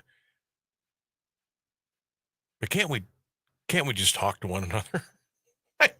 Come on. Everybody just wants to type and text, and I get it. They want to make me do all the talking for them. I read a stat. This was a long time ago. When maybe about 5 years or so after I broke in the business, and the stat has not changed. This was put out by Radio Info. I don't even know if that site's around anymore. Radio.com, whatever. But they said less than 3% of your audience will pick up a phone and call. And it doesn't matter where it is, the market, the city. That's just 3%. That's just how it is. But we like the interaction. We like the calls. We love the text. We like the emails. We like the comments on our social media platforms. We got some good ones coming through. Where did I leave off? Well, we do have. You got a couple over there. You go, then I'll get mine lined up here, and we'll fire them out here real quick. Yeah, we've got Buck texting in something Hall of Fame related. He is curious how you feel about instead of giving the $600 million to the Haslams, he thinks it should have been rewarded to the city of Canton for the Hall of Fame Village to help finishing their projects. Okay. Yes. That's a hell of an idea, Buck. Thank you. Oh, I would be absolutely fine with that. Absolutely, I would have been fine with that. Yeah, I saw that, and I'm like, that's a good idea, because I know it's been in limbo for It's a great forever. Idea. It's a great idea. All right, Sam, love your ideas, but, and here comes the but. Number one, they will never play the game after the concert and enshrinement again after the fiasco with the field and canceling the game a couple of years ago. Two, they are also likely putting the enshrinement during the day so these guys have ample times for their personal parties. Yes, we discussed that. We discussed that already. But my thing is, move the start time of the enshrinement. Move it to like 6 o'clock. And let's get everybody out of there by 9.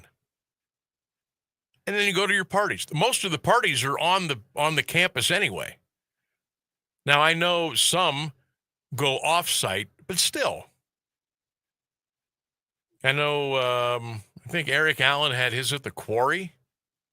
I know there have been parties held at Glenmore. There have been parties held at Gervasi. But most, not all, but most are actually held on the Hall of Fame campus under the big tents. They transform them into these beautiful, beautiful areas for a party. I mean, I don't know. Is it that big of a deal to wait to start a party until 8:30 or 9 o'clock? I don't know. But again, everybody's got to make some concessions here. Everybody.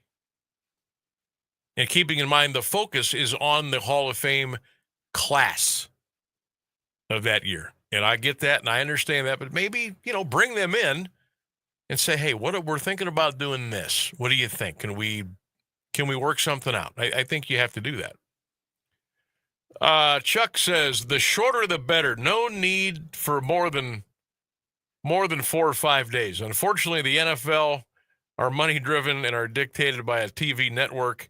Maybe the locals would attend if it didn't cost them 3 months' salary for a family to attend events. Yep, and I addressed that with the local discount. Now, whether they go that route, I don't know, but that's that. I just kind of threw that out there. Keith says, Sam, love the ideas, but getting a lot of those.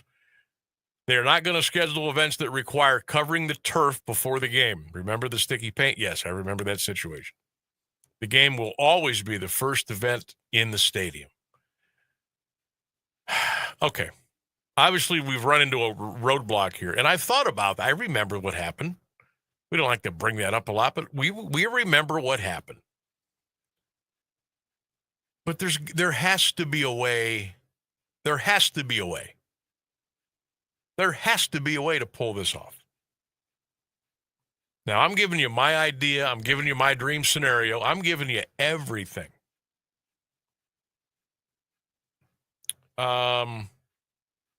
Mark says, Sam, love it. Let's go back to the original way, maybe. Steve, pretty good. Not bad. Obviously, things have changed over time and likely will continue to. I used to go to the mayor's breakfast on Friday, then the gold jacket ceremony that night. Saturday morning I was the parade marshal, hustled to the hall for the enshrinement on the steps. It was a full 2 exciting days. Lisa, good to hear from you, Lisa. Hope you are well. She says, I like the additions. I agree with some of the others on the previous problems they had with the field. Concert suggestion would be like Earth, Wind, and Fire, the OJs. Those types of bands bring a lot of energy and fun. Also, from your other post, have the other bands each night at the Fan Fest. Yes, I did talk about that. Absolutely. That way things are spread out a little bit more affordable for everyone. They did do a nice job with the Fan Fest this year. They had plenty of vendors. Lisa, thank you for chiming in. Okay. I'm going to give you my schedule, my dream schedule, and then we'll move off of this and we'll talk a little Browns. Okay. Here's my dream schedule. I've got it posted up on my Sam Bourquin Show page and my personal page as well, and We'll put it out at a couple of other places here in about an hour, so we're not flooding our pages with stuff. Okay, here's how I would start it. Wednesday, yes, we start the party Wednesday. Drum and Bugle Corps show, 7 o'clock. Either Tom Benson Hall of Fame Stadium or Paul Brown Tiger Stadium in Massillon. Pick whichever venue you want there. Thursday, Concert for Legends at Tom Benson. Opening act at 7 o'clock. The headliner is on the stage and playing at 8:15. None of this 9:20 nonsense. 8:15, the headliner takes the stage. Friday, fashion show, 11 a.m., Canton Civic Center. Friday, gold jacket dinner, Civic Center. Social hour begins at 5:45. Friday night, I want to bring in a national comedian. Tom Benson Hall of Fame Stadium. Opening act at 7:30. The headliner takes the stage at 8:30. And go get me a national act that is hot, that is popular, that will bring people to the stadium. Then we go to Saturday. I'm going to start the grand parade downtown, and we're going to step it off at 8:30. We're going to step the parade off at 8:30. Enshrinement ceremonies at the stadium, Tom Benson. We're going to start those at 6 p.m. Saturday night. We're going to start the ceremonies at 6. Let's go to Sunday. Roundtable / tailgate. I know they've changed the name of it. I still refer to it as the Roundtable, but it's the tailgate at the Civic Center. We're going to start that at noon. We're going to start it at noon Sunday. Lunch, introductions, boom, noon. And then Sunday night, the Hall of Fame game, Tom Benson Hall of Fame Stadium. We're going to kick that baby off at 7 p.m. Then, as the epicenter, like the focal point, we're going to run the Fan Fest all weekend long on the grounds of the Pro Football Hall of Fame like we did this year. The upper lot over there by the makeshift field they have over there. I thought it was really planned out really well. They had bands going, they had music, they had food, they had contests, they had prizes, they had all. It was a place to meet before, during, or after the events and just hang out and enjoy what the weekend is all about. And I would start that Thursday. I would open it up at around 2 o'clock. And then I would run it until 8 o'clock. And then Friday, Saturday, and Sunday, I'd probably start it at about noon, and I'd keep it going until 8 p.m. What are your thoughts on my schedule? What do you think? Too much, too little, too crazy, not crazy enough, too hard, not workable? I want your thoughts. 330-821-1310, 330-821-1310. And also, let us know on all of our social media platforms, WDPN on Facebook, on X or Twitter, and, of course, Instagram and the WDPN or the Q92 radio page on YouTube. And I think we can knock this out. I think between myself and all of you out there, we can collaborate with our good friends at the Hall of Fame and maybe some of the committees, and I think maybe we could do some stuff here where everybody wins. It could take a little extra work, and I know it wouldn't happen next year or the year after because some of the things are already planned. But maybe shortly down the road, maybe sooner than later, come together with like a new lineup, try to throw some different things into the mix. And I would also do a locals discount. I would. You're in Canton, Massillon, North Canton, Perry, Jackson, Greene. I would say if you're within 20 miles of the Hall of Fame, you get a nice discount. And that goes for admission to the hall, discount on the enshrinement tickets, some of the events that people would like to go to. I think you hook the locals up. Bring them back in. And they're doing a good job. They're doing a good job of getting the locals back to embracing. I think we've lost that. I know we've lost that the last couple of years. But Jim Porter and the staff at the Hall they're working hard on that. Believe you me. They're trying to make that happen. All right. Cleveland Browns. Carolina Panthers. Can you believe it? Friday night.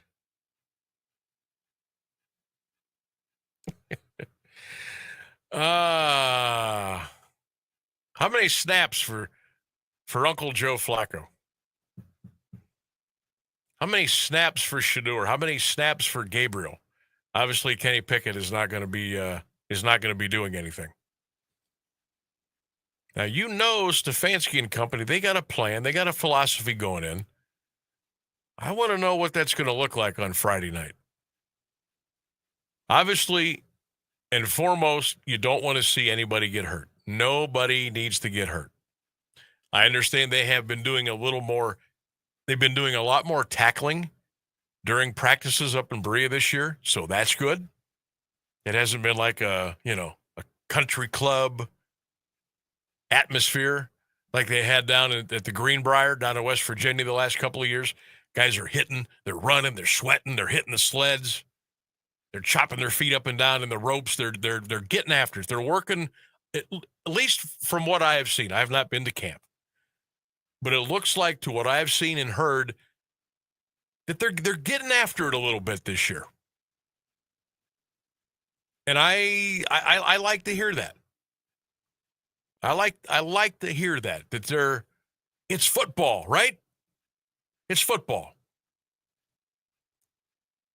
So I'm kind of curious to see what the plan is going to be Friday night in Carolina. That's the first of 3 preseason games for the Browns until we get rolling here the first week of September. I imagine Joe Flacco is going to start. I don't know if Bryce Young would start for Carolina. He needs the work. I don't know how they're going to handle that down there. But here's what I'm looking at. By the way, the Panthers are a 4-point favorite on Friday night. The total's 34.5. Get those bets in. This is what I'm looking for. I'm looking for rhythm within the offense. I'm looking for how quickly the play gets called in from the sideline to the quarterback's headset. I'm looking at how quickly that play gets called in the huddle, how they come out of the huddle and get set. How do we avoid the disastrous pre-snap penalties and all the shenanigans that we've had over the last few years? Break the huddle, get up to the line. Whoever the quarterback is, do the cadence, get you guys lined up, and let's snap that ball. That's what I'm looking for. Yes, I'm looking for results. I'm looking for if the guy is supposed to block the guy into the 2-hole or the C gap. I'm looking for the guys who are supposed to go in motion right when Joe Flacco says, get your butt in motion. Make sure you're set before the snap. I just want you to look like a football team. I want you to look good in your uniform. I want you to be, you know what I want? I don't want this to look like it's your first preseason game. Does that make any sense? Even though it is, I don't want it to look that way. I want to look at a product that has been worked on these last 7 to 10 days in camp in Berea. I want it to look like that has the appearance of you guys were getting a lot of work done, and people were listening, and they were hustling, and they were doing what they were supposed to do. They were carrying out their assignment. That's what I'm looking for. And then on defense, yeah, I'd love for him to stuff the run and have 10 sacks and a couple of picks. Sure, fine. But on defense, are you lined up correctly? Are you staying on sides? Are you not committing dumb penalties? Are you getting off the field on 3rd and 10? Are you getting off the field on 3rd and 4? That's what I'm looking for. Quite honestly, I don't care if the Browns get beat 30-6. And I don't care if we win 28-7. I'm looking for the lead up. I'm looking for the lead up to the snap on offense, on defense. I'm looking for guys that are hustling. I'm looking for guys that are directing traffic out on the field, communication, picking guys up, give them a little pat on the back. Hey, you got to be better next play. Hey, get where you're supposed to be next time. Hey, run this, cut this pattern off 2 yards earlier next time. That's what I'm looking for, because that shows me that we're listening to the coach. We're listening to the staff, and we've been learning and absorbing things in camp. That's what I'm going to look for. I'm not going to sit here and BS you and say I'm looking for the technique of the left tackle. No, that's for somebody else. If you want people to break down technique, then you're not getting that here, especially on the first preseason game. I want to look for the path from the Berea practice fields to Carolina Friday night. That's what I'm looking for. Do you look like an NFL football team? You're certainly not going to be a finished product. I understand that. I get it. But I do want you to look like a team, because that's how you start to build. That's how you start to build from the inside out. And we can worry about all the other big stuff later, draft picks and free agency down the road and possible trades and draft position and quarterback room, and we worry about all that later. I just want you to look like a football team. That's all. Give some good effort. Everybody stay healthy, and let's get ready for the next one. Okay? Friday night, Browns, Panthers in Carolina. It's on the NFL Network. I believe it's on one of our Cleveland affiliate television stations as well. So we'll see what happens down there in Carolina on Friday. We'll take a break. 4:55 on the Sam Bourquin Show. Phones are open, 330-821-1310. You can text us anytime at 330-924-7088. We'll be back, 1310 WDPN. Watch with amazement as the nighttime sky becomes alive with color. Hi, everyone. My name is Lainey Cross, and I am contestant number 13 in this year's Carnation Queen pageant. I am proud to be sponsored by Robertson's Kitchen and Bath Gallery. On Saturday, August 9th, Alliance will celebrate the Carnation Festival with an incredible display of fireworks. The event at Silver Park will begin at 9:30 p.m. Please make it a point to come out and enjoy the fireworks and all of the events of the festival week as we celebrate Alliance. Standing at the edge of a rocky shore, you breathe in the cool, salty air, watching the sun disappear on the horizon. Across the globe, someone begins their day along a sandy beach, listening to the rhythm of the crashing waves. You each envision a world beneath the water, vibrant life in every imaginable form. Now, imagine it's all gone. What was once a place of wonder and beauty is now a dull, lifeless wasteland. Food, jobs, medicine, all gifts from the ocean, all gone. Time is running out to protect our oceans, and without our love, everything the oceans provide can and will disappear. It's our choice. Love it or lose it. Help protect our oceans. Visit World Wildlife Fund at wwf.org/love.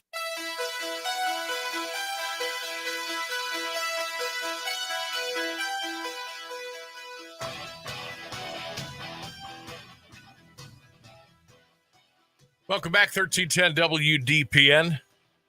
Sam Bourquin Show, 330-821-1310. 330-821-1310. Jen says, hey, Let the people at the Pro Football Hall of Fame handle this schedule. You stay out of it. Lisa says, Sam, great lineup. Love it. Cynthia says the ribs burn-off needs to go back downtown. Barricaded off and charged an entry fee. But you know what? That's good in theory. I don't know how you do that. I don't know how you charge an entry fee if you're going to have something on the streets downtown. Again, in theory, but I don't see how you do that. I could see that. I see where she's coming from, because you want the event to make money. Sure. But I think at that point it's easier to just, work it out with the businesses, I will tell you what, I think the event people that are scheduling it are making money because the vendors have to pay a space fee. Exactly. And it is paid in front, and it is non-refundable. Wet weather, dry weather, rain, shine, it doesn't matter. So that space is paid for. Now, you want the vendors to make money, and people wonder why the hell people are charging $30 for a rack of ribs and $11 for an order of fries. Well, let me tell you why. Because the people that are running the event are charging way too much money for the space for the people to set up in. That's just my opinion. But I think that's where that starts. I mean, let's be honest. We all know when we go to festivals or we go to events or we go to burn-offs or we go to this and that, going in, you're going to pay. You're going to pay a high price. You're going to pay $5, $6 for a beer. You're going to pay $10 for a burger. You're going to pay $25 for a full slab of ribs. You're going to pay $10 for fries. That's just the way it is. Now, you can go or you don't have to go. But I think if we would kind of loosen up a little bit on what we're charging for the vendors for their space, then I would hope and think some of the vendors would maybe pass along a little bit of savings to you, the customer. Well, and at that point, you have more vendors because it's cheaper to get in. Right. More options. Right. More variety. Hey, I remember this was a long time ago. Now, let me know if I'm going to. Oh, it's 5 o'clock. I don't have time to get into that. Well, we'll do it on the other side. But it has to do with the ribs burn-off when it used to be downtown and how many vendors there were. And oh, my God, it was incredible. But then the spaces got so expensive, the vendors said, you know what, we're not coming. We got to rethink some stuff here. All right, let's take a break. Jeff Mears is all ready for you with the news and weather at the top of the hour. When we get back, we'll get back into the Pro Football Hall of Fame Festival, your dream events schedule. I'll give you mine once again. We'll collaborate. We'll talk about it. We'll talk a little Guardians. They're in New York to take on the Mets tonight, the first of a 3-game series. We've got on this day in sports history. We'll get back into our poll question, and we'll have some fun here on a Monday, a beautiful Monday here in the Carnation City, and also all over via the streams. You know where they're at. Let's take a break. 1310 WDPN. An Alliance tradition for over half a century. You can always count on WDPN Alliance. ABC News, I'm Michelle Franzen. Texas House lawmakers tried to reconvene today as Republicans try to vote on a redrawn congressional map, but state Democrats have fled the state, protesting what they call gerrymandering that would give the GOP 5 new seats ahead of midterms. But more than 50 Texas House Democrats are in Chicago, not Austin. We're not here to play political games. State Representative Gene Wu of Houston. We're here to demand an end to this corrupt process. President Trump has said he wants to see 5 more Republicans in Congress. GOP state lawmakers here have drawn a new map that virtually guarantees it. Jim Ryan, ABC News, Dallas. Republicans voted to issue warrants for state Democrats to return, but won't have jurisdiction in other states. Israel's prime minister claiming Hamas does not seem committed to reaching a Gaza ceasefire deal and says he'll convene his cabinet to draw up plans on a military solution to defeat Hamas and release the remaining hostages. On Wall Street, stocks closing up today. This is ABC News. With Robinhood, not only can you trade individual stocks and ETFs, you can also seamlessly buy and sell crypto at low costs. Trade all in one place. Get started now on Robinhood. Trading crypto involves significant risk. Crypto trading is offered through an account with Robinhood Crypto LLC. Robinhood Crypto is licensed to engage in virtual currency business activity by the New York State Department of Financial Services. Crypto held through Robinhood Crypto is not FDIC insured or SIPC protected. Investing involves risk, including loss of principal. Securities trading is offered through an account with Robinhood Financial LLC, member SIPC, a registered broker-dealer. Back to school is on the brain. That means new notebooks, pencils, new everything. And while the kids are getting ready to get book smart, it's time for you to save smart with Straight Talk Wireless. Switch now and get a free Moto G 2025 with 5G when you activate select plans. Now that's a smart call. Get Straight Talk covered by Verizon's 5G network. Available at straighttalk.com and Walmart. Offer valid through 10/19/25. Taxes and fees apply. Purchase of gold unlimited plan or higher required for offer. Must activate the plan in-store at Walmart. Cannot be combined with other offers. Now, the latest Alliance area news from Jeff Mears on AM 1310 WDPN. Good afternoon. It's 5:02. Rehabilitation of two sections of West State Street is on the Alliance City Council agenda tonight. Lawmakers will consider an ordinance authorizing the payment of the city's share of the project. The work includes resurfacing from just west of North Freshley Avenue to just west of Federal Avenue and from just east of Bellflower Drive to South Union Avenue. The work will include pavement repair, curb and gutter, sidewalk, curb ramps, and traffic signal upgrades. The federal government will cover the remaining cost. 7 men face charges stemming from an undercover sex sting at a Jackson Township hotel. Police joined the Cleveland office of the FBI and local partners from the Ohio Internet Crimes Against Children Task Force during the operation, which was held Thursday and Friday. Those arrested are 2 men from Massillon, 1 each from Broadview Heights, Canton, Cleveland, Pittsburgh, and Wadsworth. Charges include importuning, attempt to commit unlawful sexual conduct with a minor, attempted rape, and possession of criminal tools. Police say 2 of the men, a 28-year-old Canton resident and a 24-year-old from Pittsburgh, were in the United States illegally and referred to Homeland Security for deportation.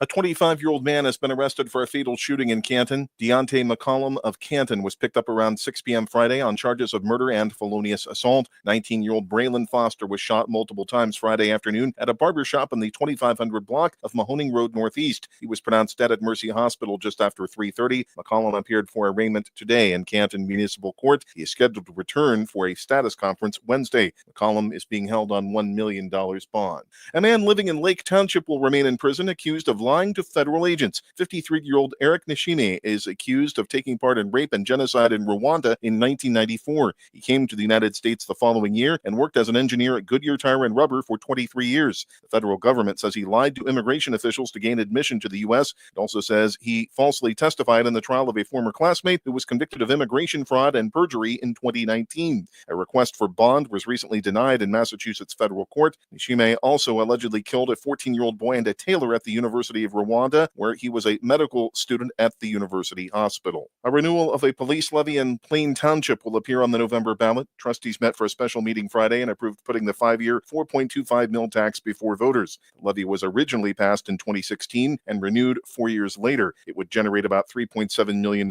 annually. Collection would begin in 2027. Janet Creighton can add the Ohio Lottery Commission to her resume. She was appointed to the commission by Governor Mike DeWine. Creighton is serving a 3-year term, which began Saturday. She continues as chair of the Stark County Republican Party. Creighton is a former Stark County recorder, auditor, and mayor of Canton. She also served as deputy assistant to President George W. Bush and director of intergovernmental affairs. Creighton was a Stark County commissioner from 2011 until her retirement in November 2024. An East Liverpool man has pleaded no contest in a deadly car versus pedestrian accident. 70-year-old Paul Vojnovich appeared today in Columbiana County Municipal Court, where he entered the plea to vehicular homicide and manslaughter. Sentencing is scheduled for August 25th. Vojnovich was driving on St. Clair Avenue in East Liverpool in April 2023 when his vehicle struck and killed 76-year-old James Schmidt of East Liverpool. The victim was crossing the street. Police said Vojnovich told them he didn't see the man. The Highway Patrol is investigating a single-vehicle fatal accident in Columbiana County.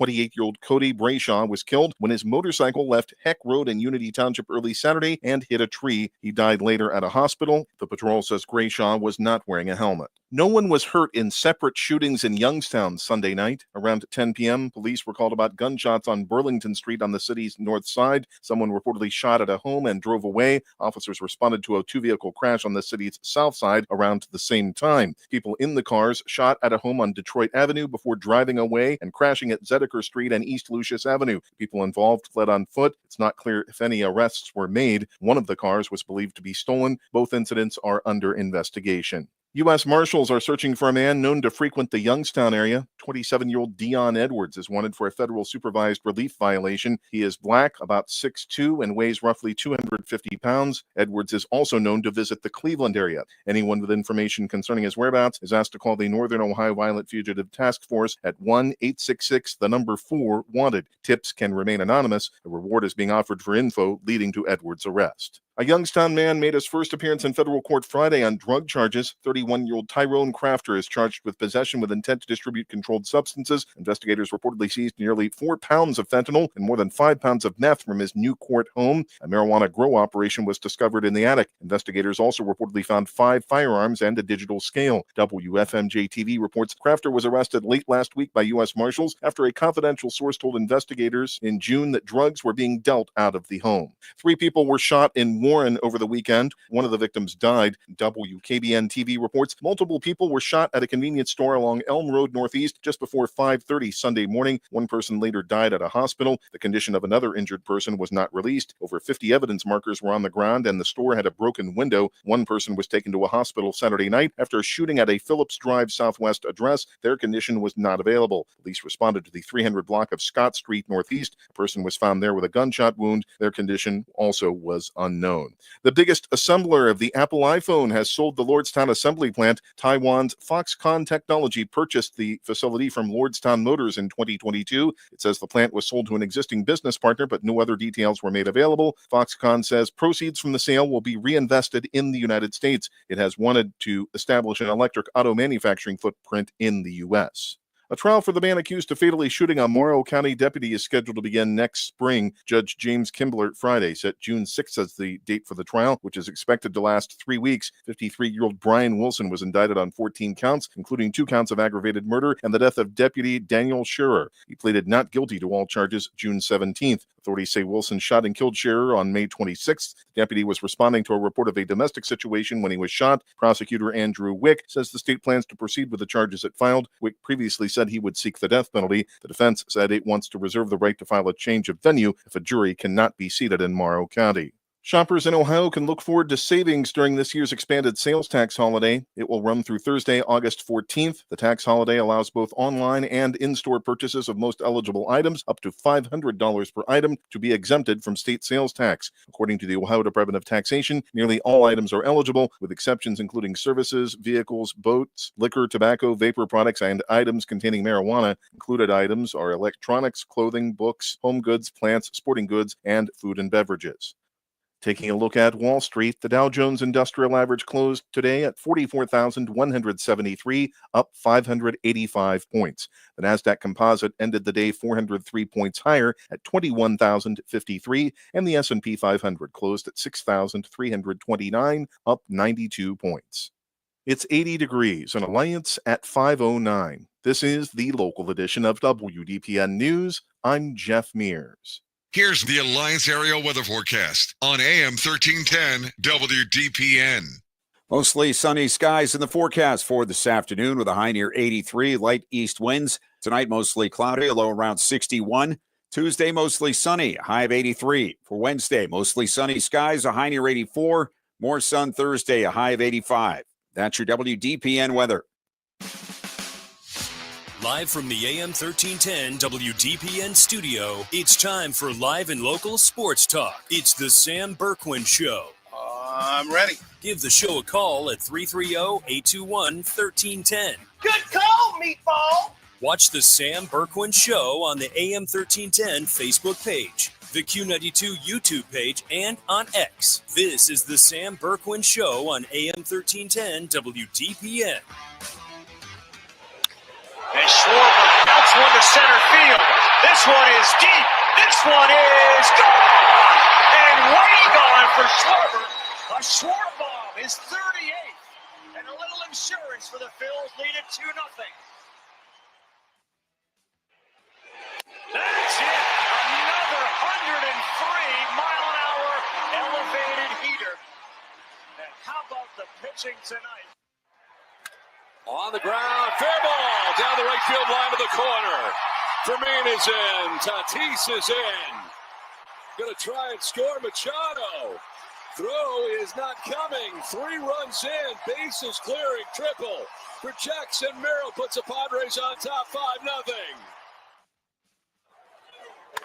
Turner to center. Adams back at the wall. It's gone! Cubs win! Guardians lose. Sorry, I didn't have any Guardians highlights to play for you. I'm sorry. I only can do with what we're given. Welcome into the Sam Bourquin Show, everybody. Happy Monday after another incredible Pro Football Hall of Fame festival. Sam Bourquin here, Ryan Rainsberg on the other side of the glass as we come to you from the palatial estates on Smith Avenue in the Carnation City of Alliance. Phone lines are open at 330-821-1310. 330-821-1310. You can text the show. 330-924-7088. You can watch and listen to us on the show. 1310 WDPN Facebook page, WDPN X page. You can also watch and listen on the Q92 radio page on YouTube. Speaking of the radio page on YouTube, Mark Young commented in to say, Sam, I like the idea of having the ribs burn off back, and I believe offering area residents discounts is a great way to do it at the Rock and at the Rock Hall, he says. So he's looks like he's also suggesting that the Rock Hall would be a good place to do that. Yeah. Which I agree. I know that they have flirted with in the past, and they might have even done it. Rich DeRozier's from the Hall of Fame. He can answer. We're going to have Rich on tomorrow, by the way. 4:15, we're going to do a little Pro Football Hall of Fame Festival review and look ahead with Rich tomorrow at 4:15 here on the show. Don't miss it. I think at one time, Mark, I'm trying to remember, I think they did, it was like they called it some kind of a ticket to where you got entrance ticket into the Pro Football Hall of Fame, the Rock and Roll Hall of Fame, and something else for like one price. And I swear to you that they did that. I don't know how long they did it. I don't know what the price point was, but I think they tried that at one point in time. I'm not sure. I bet somebody out there knows. They'll let us know. All right, before we get into, we're going to get back into, we talked a little Browns today. I'm going to give you the Guardians lineup tonight. But I really think today and maybe even the first part of tomorrow, I really want to stay on the Pro Football Hall of Fame festival subject in the schedule and like a little review and a preview. I think we owe it that today and a little bit into tomorrow. And then, the Guardians will play. We get something to look back on. The Browns will have another practice. They'll be closer to playing Carolina on Friday night. We'll look at the NFL. I am going to look at the latest, the first to come out. College football top 25 poll is out. We're going to get into that here in a little bit. We also have On This Day in Sports History. So we have a lot to pack in here the next 45 minutes. So before we get back into the Hall of Fame talk, your starting lineup tonight for the Guards as they're at Citi Field in New York to take on the Mets tonight. Leading off will be left fielder Stephen Kwan, followed by center fielder Angel Martinez, third baseman Jose Ramirez, DH will be David Fry, first baseman Carlos Santana, then it will be shortstop Gabi Arias, right fielder Nolan Jones, second baseman Brian Rocchio, and catcher Austin Hedges.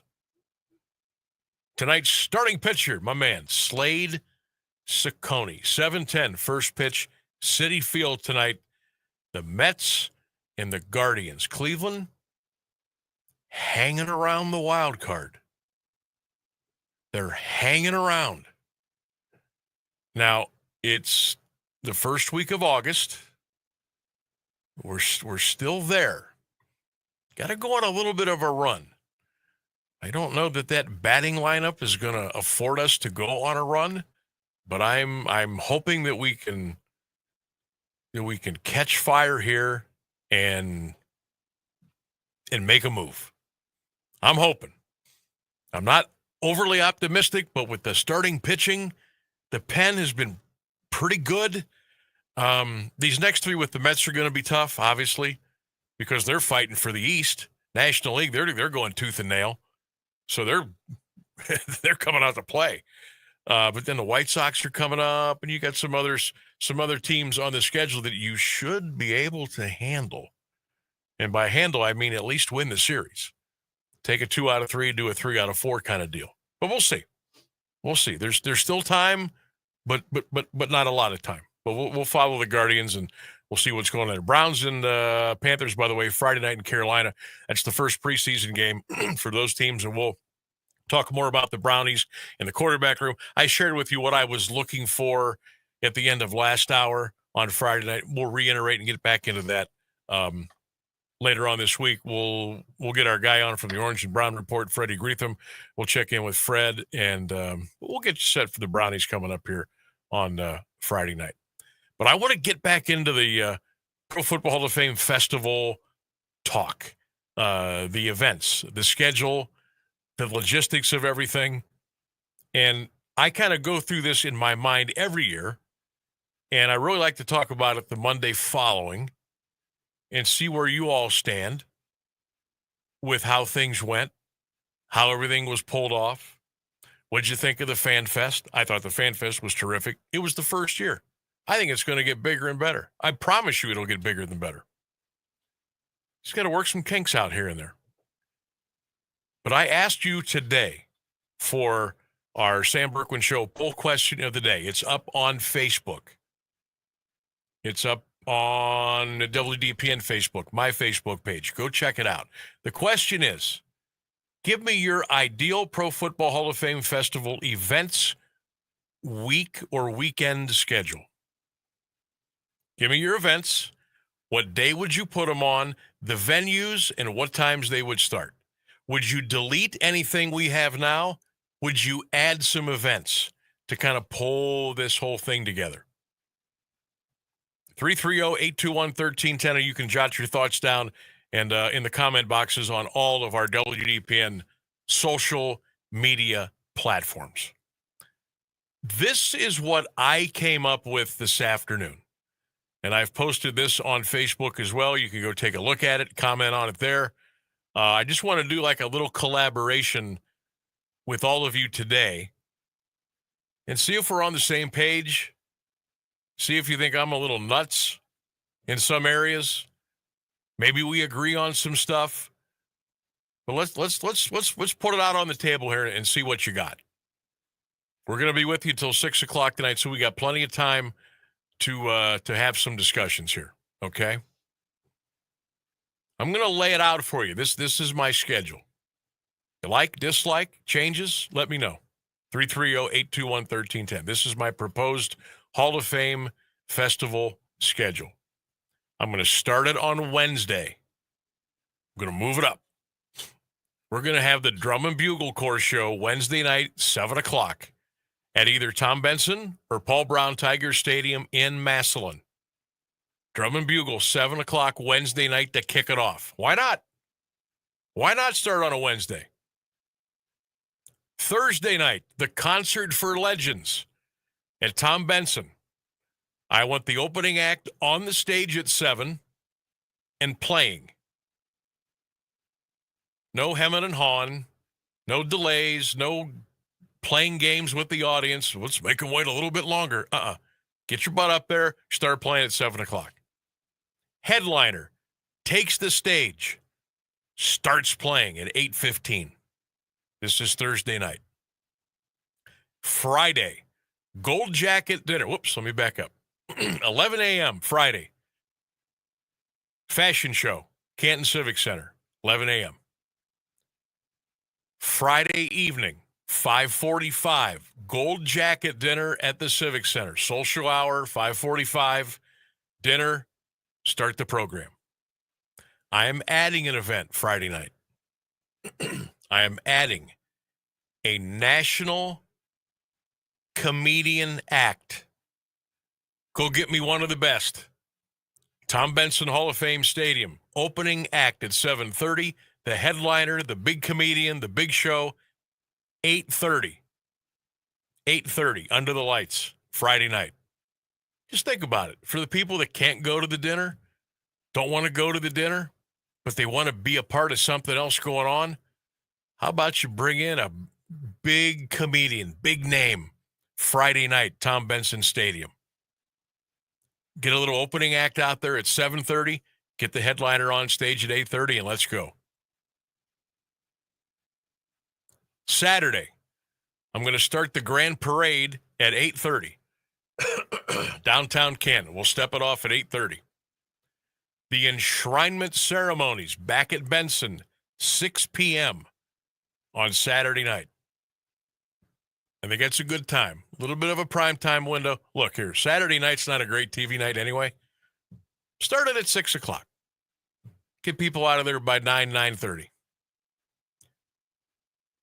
Sunday, the what used to be called the round table. They get the tailgate with the class at the Civic Center. Kind of a unscripted, really cool event. I'm going to start that at noon on Sunday at the Canton Memorial Civic Center. And then Sunday night, Hall of Fame game, Tom Benson Hall of Fame Stadium. We're going to kick that game off at 7 p.m. Okay, 7 p.m. And as a epicenter, a hub for all the activities that are going on, beginning Wednesday and running all the way through Sunday night, we're going to keep the Fan Fest. And we're going to run that beginning Thursday. We're going to start it at 2 o'clock. And we'll run it until 8 p.m. And then Friday, Saturday, and Sunday, we'll open it at noon. And we'll take it until 8 p.m.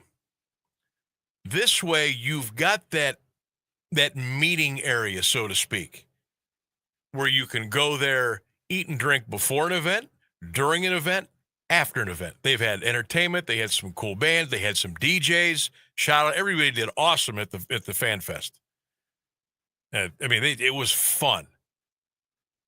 But that can be the epicenter. Right around the stadium. And you can come and go. It's free. You got to pay for your food and drink, obviously. But you can come and go, meet up with. It's a great place to be if you're going to go to any of the events over at the stadium. Okay?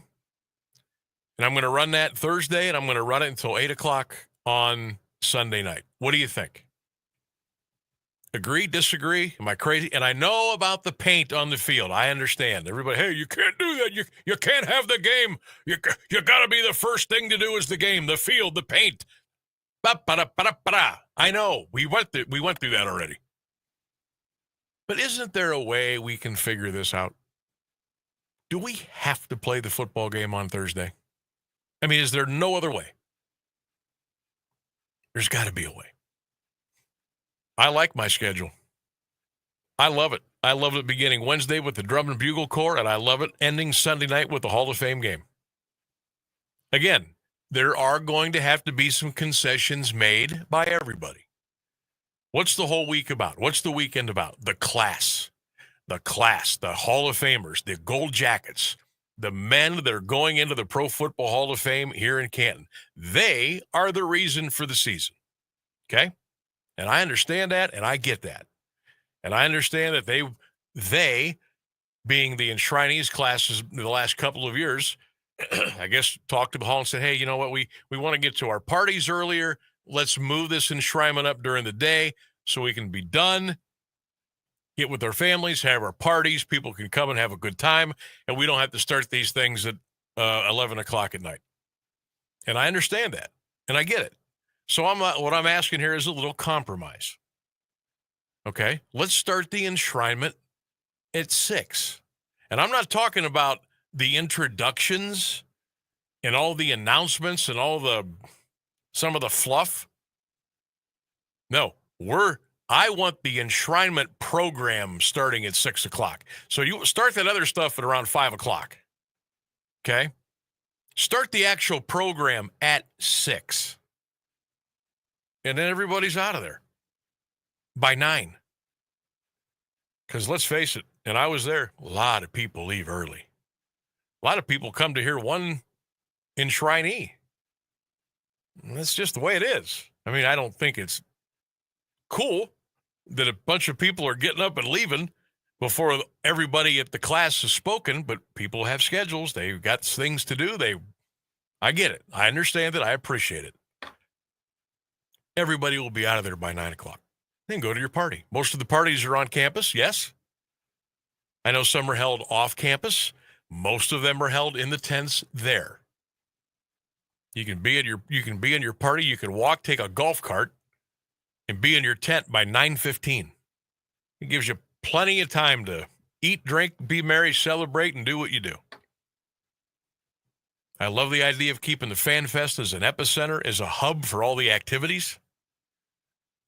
And I think I would start this thing on Wednesday, a little warm-up, the Drunken Bugle Corps, because now that's what, on Monday night, after the festival was pretty much over. I'm not saying it's a forgotten event. I know the crowds are decent, but I think if you started it at Wednesday around 7:30, I think that would be a great kickoff to the whole week. I want your thoughts. What do you think? I want your plan. 330-821-1310. That's 330-821-1310. You can also drop us some comments on all of our social media platforms. Now, I'm going to ask my producer, Ryan Rainsberg, to give me about 30 seconds here because I need to pull up on this day in history. We couldn't print anything out today, so I'm going on free written notes and phones right now. Partner, I'm ready to go over there. Okay. Now I forget the order of what the audio is, but we'll figure it out. It's 1984, 1985, and 1985. So we got Lewis, Seaver, and Carew. That sound about right? That's yes. Okay, we'll go with that. All right, here we go. Ooh, we are running behind. On this day in 1934, Mel Ott became the first Major League Baseball player to score 6 runs in a single game. Oh, this was wild and it was sad. On this day in 1983, New York Yankees outfielder Dave Winfield threw a baseball during warm-ups and accidentally killed a seagull. After the game, Toronto police arrested him. Yeah, for causing unnecessary suffering to an animal. That was back in 1983. It was crazy. Oh, on this day in 1986, the United States Football League called off its 1986 season. This was after winning only token damages in its antitrust lawsuit against the National Football League. They were awarded $1 by the courts, and the USFL was done. Audio time, 1984, Carl Lewis. Oh, he was gathering the gold medals up in Los Angeles during the summer games, individually and as a team. Made. On he comes, Carl Lewis. On the inside, Jamaica from Canada, and then Italy, and then West Germany, and then Great Britain. We were 7th. 37.84 is a new Olympic record and world record.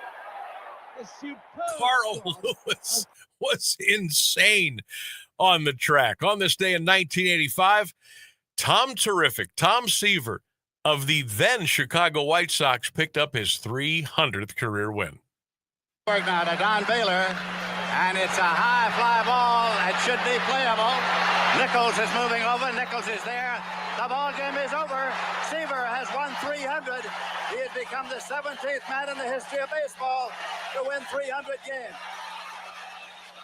And that was Lindsey Nelson on the call that day for Tom Seaver's 300th win. And finally, on this day in 1985, one of the best to ever do it, Rod Carew of the California Angels got his 3,000th Major League hit. The pitch. Swinging a line drive, base hit. There it is. Number 3,000 for Rod Carew. Downing stops at third. And the game will be halted right here as a huge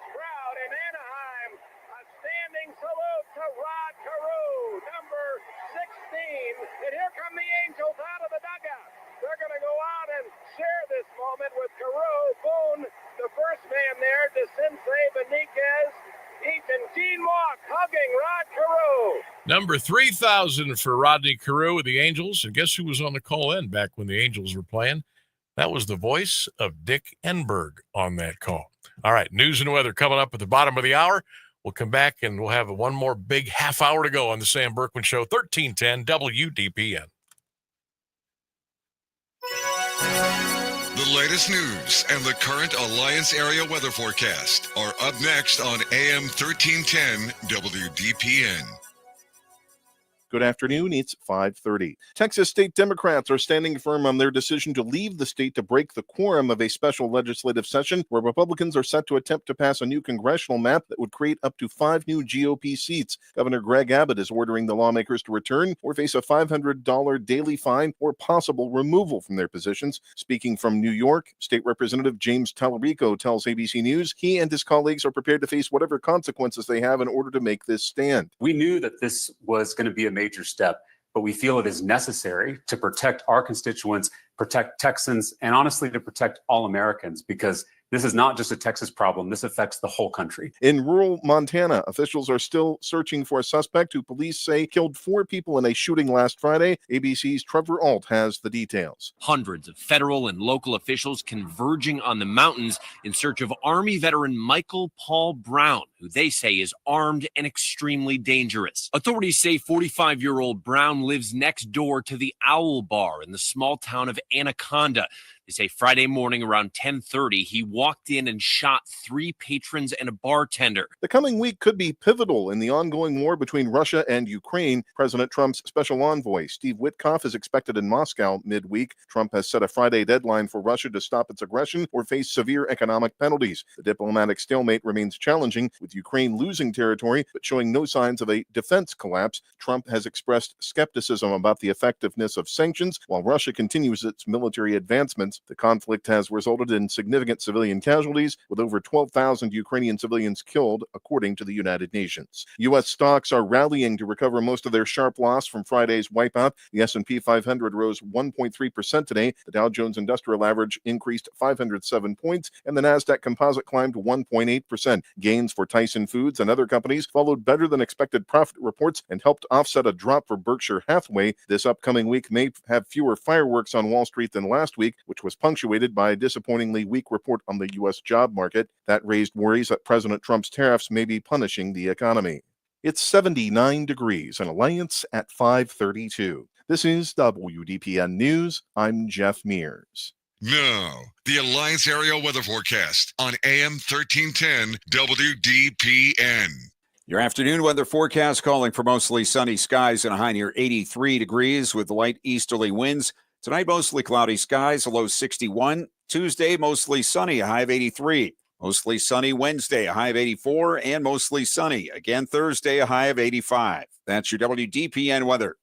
Hello, everyone. My name is Lyrical Andrews. I'm Carnation Queen contestant number 3, sponsored by Haggie's Confectionery. The Pedal Tractor Pull event will be on Saturday, August 2nd from 2 p.m. to 4 p.m. with registration beginning at 1:30 p.m. Come to University of Mountain Union Campus Lakes to participate. This is a family fun event for all ages. If you are old enough to pedal, we want to see you there. Do you have trouble getting in and out of the bathtub? Are you afraid you'll slip and fall entering or exiting a tub? Safe Step walk-in tubs can transform your bathtub from an area of concern to a calming refuge. Call them today at 1-800-498-2098 and save $1,600. Safe Step walk-in tubs and showers are proudly made in Tennessee and offer an ultra-low step-in, avoiding that difficult climb over a traditional bathtub wall. They also offer a variety of therapeutic benefits that may help soothe your aching muscles and joints, increasing your mobility, boosting your energy, and improving your sleep. Safe Step walk-in tubs are designed to easily fit your existing tub space and are often installed in as little as 1 day. Just dial 1-800-498-2098 today to save $1,600 and receive a free shower package. That's 1-800-498-2098 for a free no-obligation consultation and to save $1,600. Safe Step walk-in tubs. Safety never felt so good.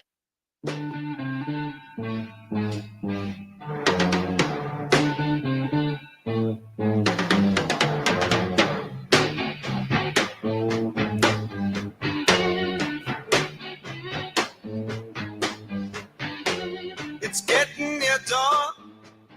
Is that from the movie Goodfellas? When lights close the tire. I'm almost. I swear to God, because we had this conversation last time and I never looked it up.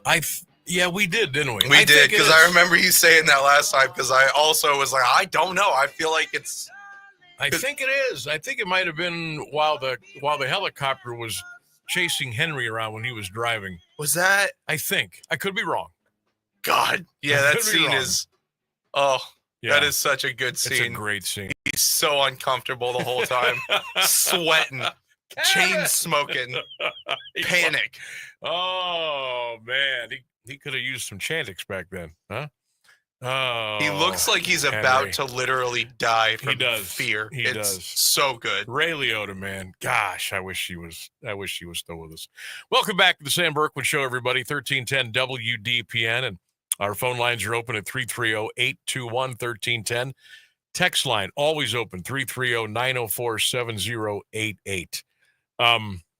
Rich DeRozier is going to be kind enough to join us tomorrow on the show at 4:15, as we'll do a little Pro Football Hall of Fame Festival review and preview with Rich. That's tomorrow at 4:15. Shout out, I know I did this at the beginning of the show, but, audiences come and go and change. And I want to shout out and thank the Pro Football Hall of Fame for all the incredible work that they did, that they do, that they will continue to do. I want to thank them for their partnership with us on 1310, and of course our sister station Q92, Rich and Jim Porter and all the gang at the Hall. They do such a great job. There's a lot of stuff in motion here for this festival. To keep everything running smooth at the Hall. Oh, by the way, they're running and operating a museum while this is all going on, and setting up and tearing down, and festivals and food and drink and bands and concerts and seating and sound systems. And hey, there's a lot going on. And every year about this time, I sit back and say, okay, how was the week? How was the weekend? And what can we do moving forward to improve? What can we do to maximize our time that is the Pro Football Hall of Fame Festival? And I thought that the Fan Fest this year was terrific. Was out there a couple of days. And for the first time, I thought it was really good. And I think it will get better, and I want them to keep that. That needs to be an epicenter or a hub, so to speak, for all of the activities going on. Okay? That needs to stay. My poll question today to you, and give it a little bit of time. You can call us, 330-821-1310. You can text us, 330-924-7088. Or you can just drop us a line on our social media platforms, on the Q92 radio page, Facebook, Instagram, Twitter, whatever. Give it a little thought, and then let me know. I want your ideal Pro Football Hall of Fame Festival events weekend schedule. How would you do it? How would your schedule look? Would you add a day? Would you subtract a day? Would you add an event? Would you subtract an event? Would you change the times? Would you change some locations? What would you do? What would be the best? And try to keep in mind, try to make this is the hard part, though. This is where we got to have a little give and take at the table. It's got to work. It's got to work for the class of Hall of Famers first. It's got to work for them and their families. Then it's got to work for the Hall. It's got to work for the workers. It's got to work for the volunteers. But it's also got to work for the paying customer. It's got to work for you. Okay? It's got to work for your family, your relatives coming in from out of town. Okay? It's got to work for you too. It's got to work for all of us. And I think we collaborate on this a little bit and have some good conversations and throw some stuff around. I think, maybe someday, maybe some of these things could be implemented and work. Maybe they'll be tried and true. Maybe they'll be tried and not true. But you don't know until you throw a couple things at the wall. But how do you feel? What would your perfect schedule be like? Draw it up for me. Give us a buzz. Let us know what you think. I've put my schedule out there. I like it. I like what I came up with. I'm proud of what I came up with there. A lot of comments coming in on the poll question of the day, and then my post of my proposed schedule for the Hall of Fame Festival. I'm taking a little heat too, but that's okay. We don't always have to agree on stuff. Let me go back and pick up where I left off here. Mike says probably have to play the game first. Otherwise, close to what I'm thinking. Maybe stretch the Fan Fest until 10 o'clock so there's some life down there every night during the festival. Yep, I would agree with that. I would agree with that. All right, let me give you my lineup, and then we'll get back to the comments. Here's my proposed schedule. Wednesday, Drum and Bugle Corps, 7 o'clock. Benson or Paul Brown Tiger Stadium, but have it Wednesday night at 7. Start things a little early. Get people going. Get them moving around. Get them talking. Thursday, Concert for Legends, Tom Benson. Opening act at 7. The headliner takes the stage and starts at 8:15. Friday, Gold Jacket dinner at the Civic Center at 5:45. Before that, the fashion show at 11 a.m. at the Civic Center. So we got the fashion show at 11, the green jacket, the Gold Jacket dinner, start the social hour at 5:15, dinner in the program. And then Friday night, I also got something cooking over at Benson. I want to bring in a nationally renowned comedian. I'm talking top shelf, best of the best. Let's have a little comedy show. Opening act at 7:30. The headliner takes the stage at 8:30. Saturday, let's start the parade at 8:30 downtown. Step it off at 8:30. Saturday night, the enshrinement ceremonies begin the program. It begins at 6 p.m. All the other fluff and the ancillary stuff, start that at like 5:15. Let's start the program at 6 p.m. Sunday, tailgate roundtable for the enshrinees at the Civic Center. Kind of a cool laid-back event. Let's start that. Let's get that going at noon. And let's go Hall of Fame game Sunday night, Tom Benson Stadium, kickoff at 7 p.m. And again, the Fan Fest all weekend long. This is going to be your epicenter. This is going to be your hub. Open this thing up at 2 o'clock Thursday, and then run it 2 until 8 Thursday, or like Mike said, and then run it like noon to 10, noon to 9 on Friday, Saturday, and Sunday. That way, eat, drink, be happy, be merry before an event at the stadium, during an event, or afterwards. That can be your place where everybody meets up. What do you think? 330-821-1310. And I know, Sam, they'll never, ever play the game on Sunday again because of the setting up of the chairs and the flooring and the paint fiasco a couple years ago. The game has to be played on Thursday. All right, well, I'm going to buck that trend, okay? I understand. I see the point, but we got to find a way. We got to find a way to make that work. Now, I've given you my plan. I've given you the dates. I've given you the times, the locations, the events. Now let's all come together and see if we can, see if we can make some of this happen. Why not? Why not? Jim says, yeah, I love it, especially the enshrinement in the evening. Dave says, not logistically possible or economically sound. Maybe, but let's try. Let's just not say no. Let's talk about it. Dave the Wave. I see you on TikTok, brother. Doing a good job. Davey says, oh, the comedian show sounds lame. Okay. Do you have an idea? I didn't see an idea. You just said it was lame. Brad says that would be great, but the Players Association wanted the game moved earlier in the week because of safety reasons. I know. Robert says, I love it. Everything should build up to the game.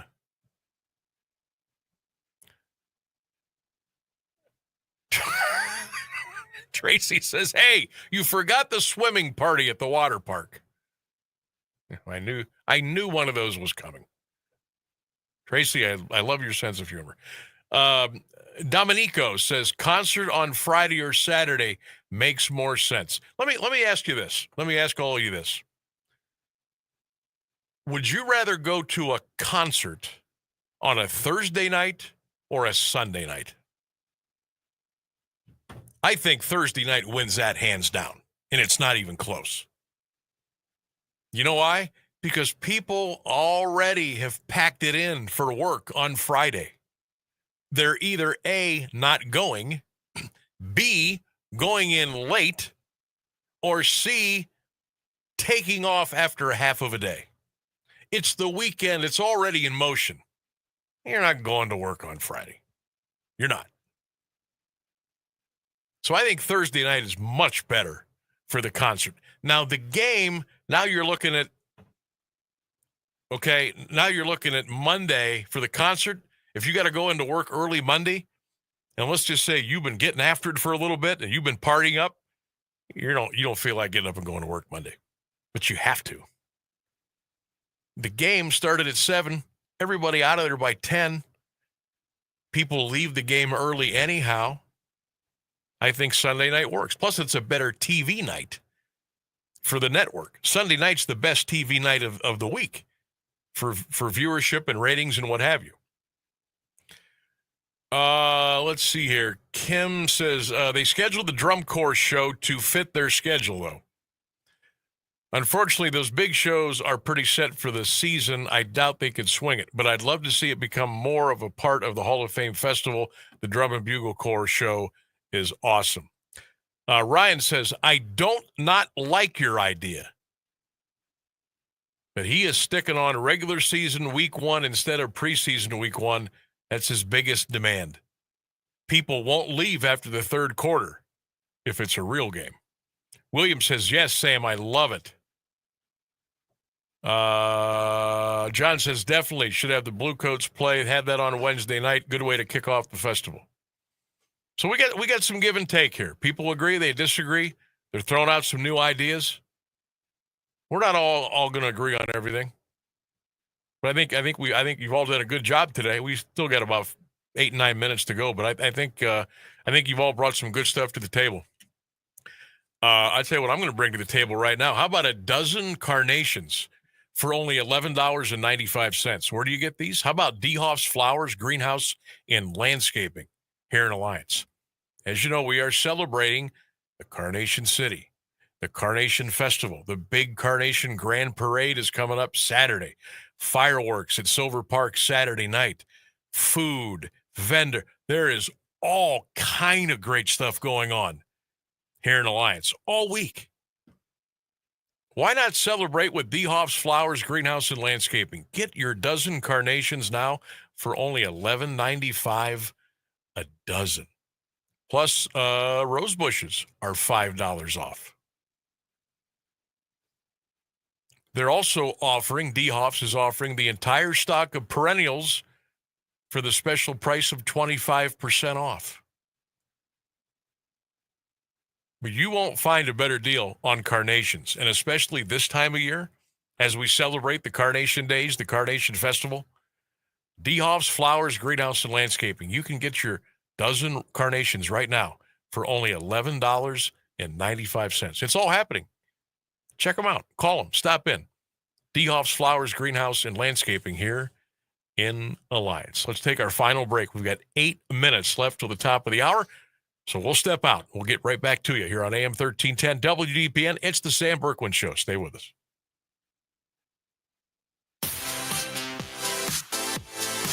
Join us for the 65th Annual Alliance Carnation Festival, now through August 10th. This beloved tradition pays homage to Alliance, known as the Carnation City, and promises an unforgettable experience for all. Experience the Food Fest at the University of Mount Union campus, featuring mouth-watering treats, a golf scramble, community luncheon, and a fire truck pump-in. Tour the Haynes House, Mabel Hartzell Home, and Beach Creek Gardens. Enjoy free craft displays, delicious food, and captivating live entertainment during Carnation Days in the park. Immerse yourself in Shakespeare's The Tempest at Glamorgan Castle. Thursday through Sunday brings a range of activities, including a fun-filled pet show, breathtaking hot air balloons, invigorating nature hikes, and an irresistible used book sale. Mark your calendars for the main event, Saturday, August 9th, with the Grand Parade at 11 a.m.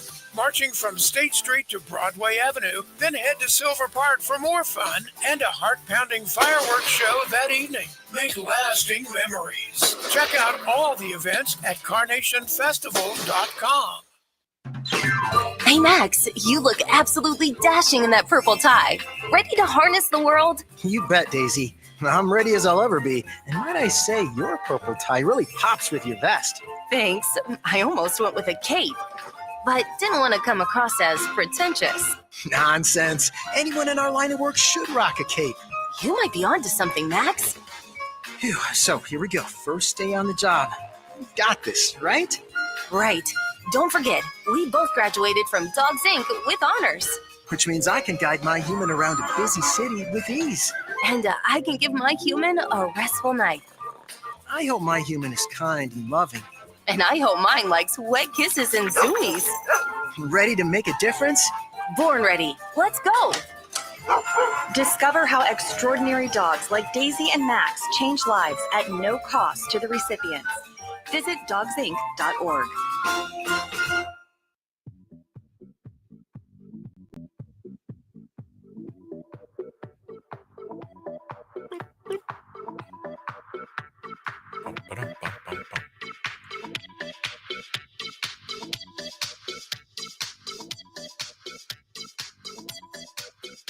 All right, welcome back. We've got a couple of minutes before we bid you adieu on this Monday. Welcome back to the Sam Bourquin Show, AM 1310 WDPN. Make sure you're following us and letting us know how you're doing on all of our WDPN social media platforms, Facebook, Instagram, Twitter, X, AM 1310 WDPN. Just search at AM 1310 WDPN. We'll be there. Interact with us. Let us know how you're doing, what's going on in your life. And we also appreciate you listening Monday through Friday, 3 until 6 here on the program. Rich DeRosiers from the Pro Football Hall of Fame will be joining us tomorrow at 4:15. Looking forward to talking to Rich. A little more Browns talk tomorrow. They get closer to their preseason game with the Panthers on Friday night. Guardians will have played one game against Francisco Lindor and the Mets. We'll talk a little Guards baseball tomorrow. I had it planned out to talk about the first AP Top 25 college football poll today. Obviously, we put that on the back burner. We will definitely get into that tomorrow. But I will tell you the top 5. We'll kind of whet your appetite because we'll go a little bit deeper tomorrow. Texas, number 1. Number 2, Ohio State. Number 3, Penn State. Georgia, number 4. And Notre Dame at number 25. The first coaches poll released today. Texas, Ohio State, Penn State, Georgia, Notre Dame. Now remember, it's a 12-team playoff this year, okay? We'll talk about the entire top 25 tomorrow. Let me tell you this. We've got 1, 2, 3, 4, 5, 6. 6 teams in the Big Ten are in the top 25 right now. Now, what are these rankings worth? Absolutely nothing. But it gives us something to talk about as college football is right around the corner. Also tomorrow, and Ryan and Keller and I touched upon this from our broadcast at the Fan Fest last weekend. We're going to talk about the 2026 candidates for the class of the Pro Football Hall of Fame. Guys like Drew Brees, Larry Fitzgerald, Jason Witten, Frank Gore, Des Bryant, Julian Edelman, Phillip Rivers. Just to name a few. Plus the guys that didn't quite make it in this past year. What do you think that class looks like next year? I'm calling at least 6, maybe 7 in the class next year for the Pro Football Hall of Fame. But we'll get into that a little bit, a little deeper discussion tomorrow. Also want to remind you, we have one more pair of tickets to give away. And we're going to be giving these away in about 2 minutes. So grab your phone and get ready. We've got 2 more tickets to give away for Graham Nash. More Evening of Songs and Stories tomorrow night at 7:30. It's at the beautiful Goodyear Theater. It's tomorrow night at 7:30. Graham Nash Evening of Songs and Stories. I've got a pair of tickets for you. I'll ask you to call in here in about 2 minutes. So there's your warning shot. So be ready to go. Real quick, Rainsburg, you said you finally saw Final Destination over the weekend. I did finally watch it. Did yes. you like it? Oh, I loved it. I feel crazy saying this, but it might actually be the best one yet. Like it's okay. Nuts. I'm blown away, man. My friend said instant classic, and I feel like you really nailed it with that. Very good. Yeah, we saw it. When did it come out? A couple months ago? Like 6 months ago. Was it that long? At least, because it's already on. Like I watched it for free on HBO Max. Oh my God! So. Well, we went to the theater and saw it. We loved it. I finally got around to watching Happy Gilmore 2. Oh yeah. I'll tell you about that tomorrow. It wasn't bad. Wasn't bad. No, I have minimal complaints, and most bad. of them revolve around the first 15 minutes. Yes, I feel the same way. Yep. All right, here we go. Our final tickets to give away for the Graham Nash concert tomorrow. More Evenings of Song and Stories with Graham Nash. Your chance to win 2 tickets right now. Call 330-821-1310. Call 330-821-1310. You get the tickets to go see Graham Nash tomorrow night at the Goodyear Theater. 330-821-1310. Good luck. That's going to wrap it up. Great job by Ryan Rainsburg today. Thanks to all the callers, emailers, texters, and commenters. We'll do it all over again tomorrow at 3 right here on AM 1310 WDPN. Don't forget, go Bucks, go Browns, go Cavs, go Guards. Good night, everybody. We'll see you tomorrow.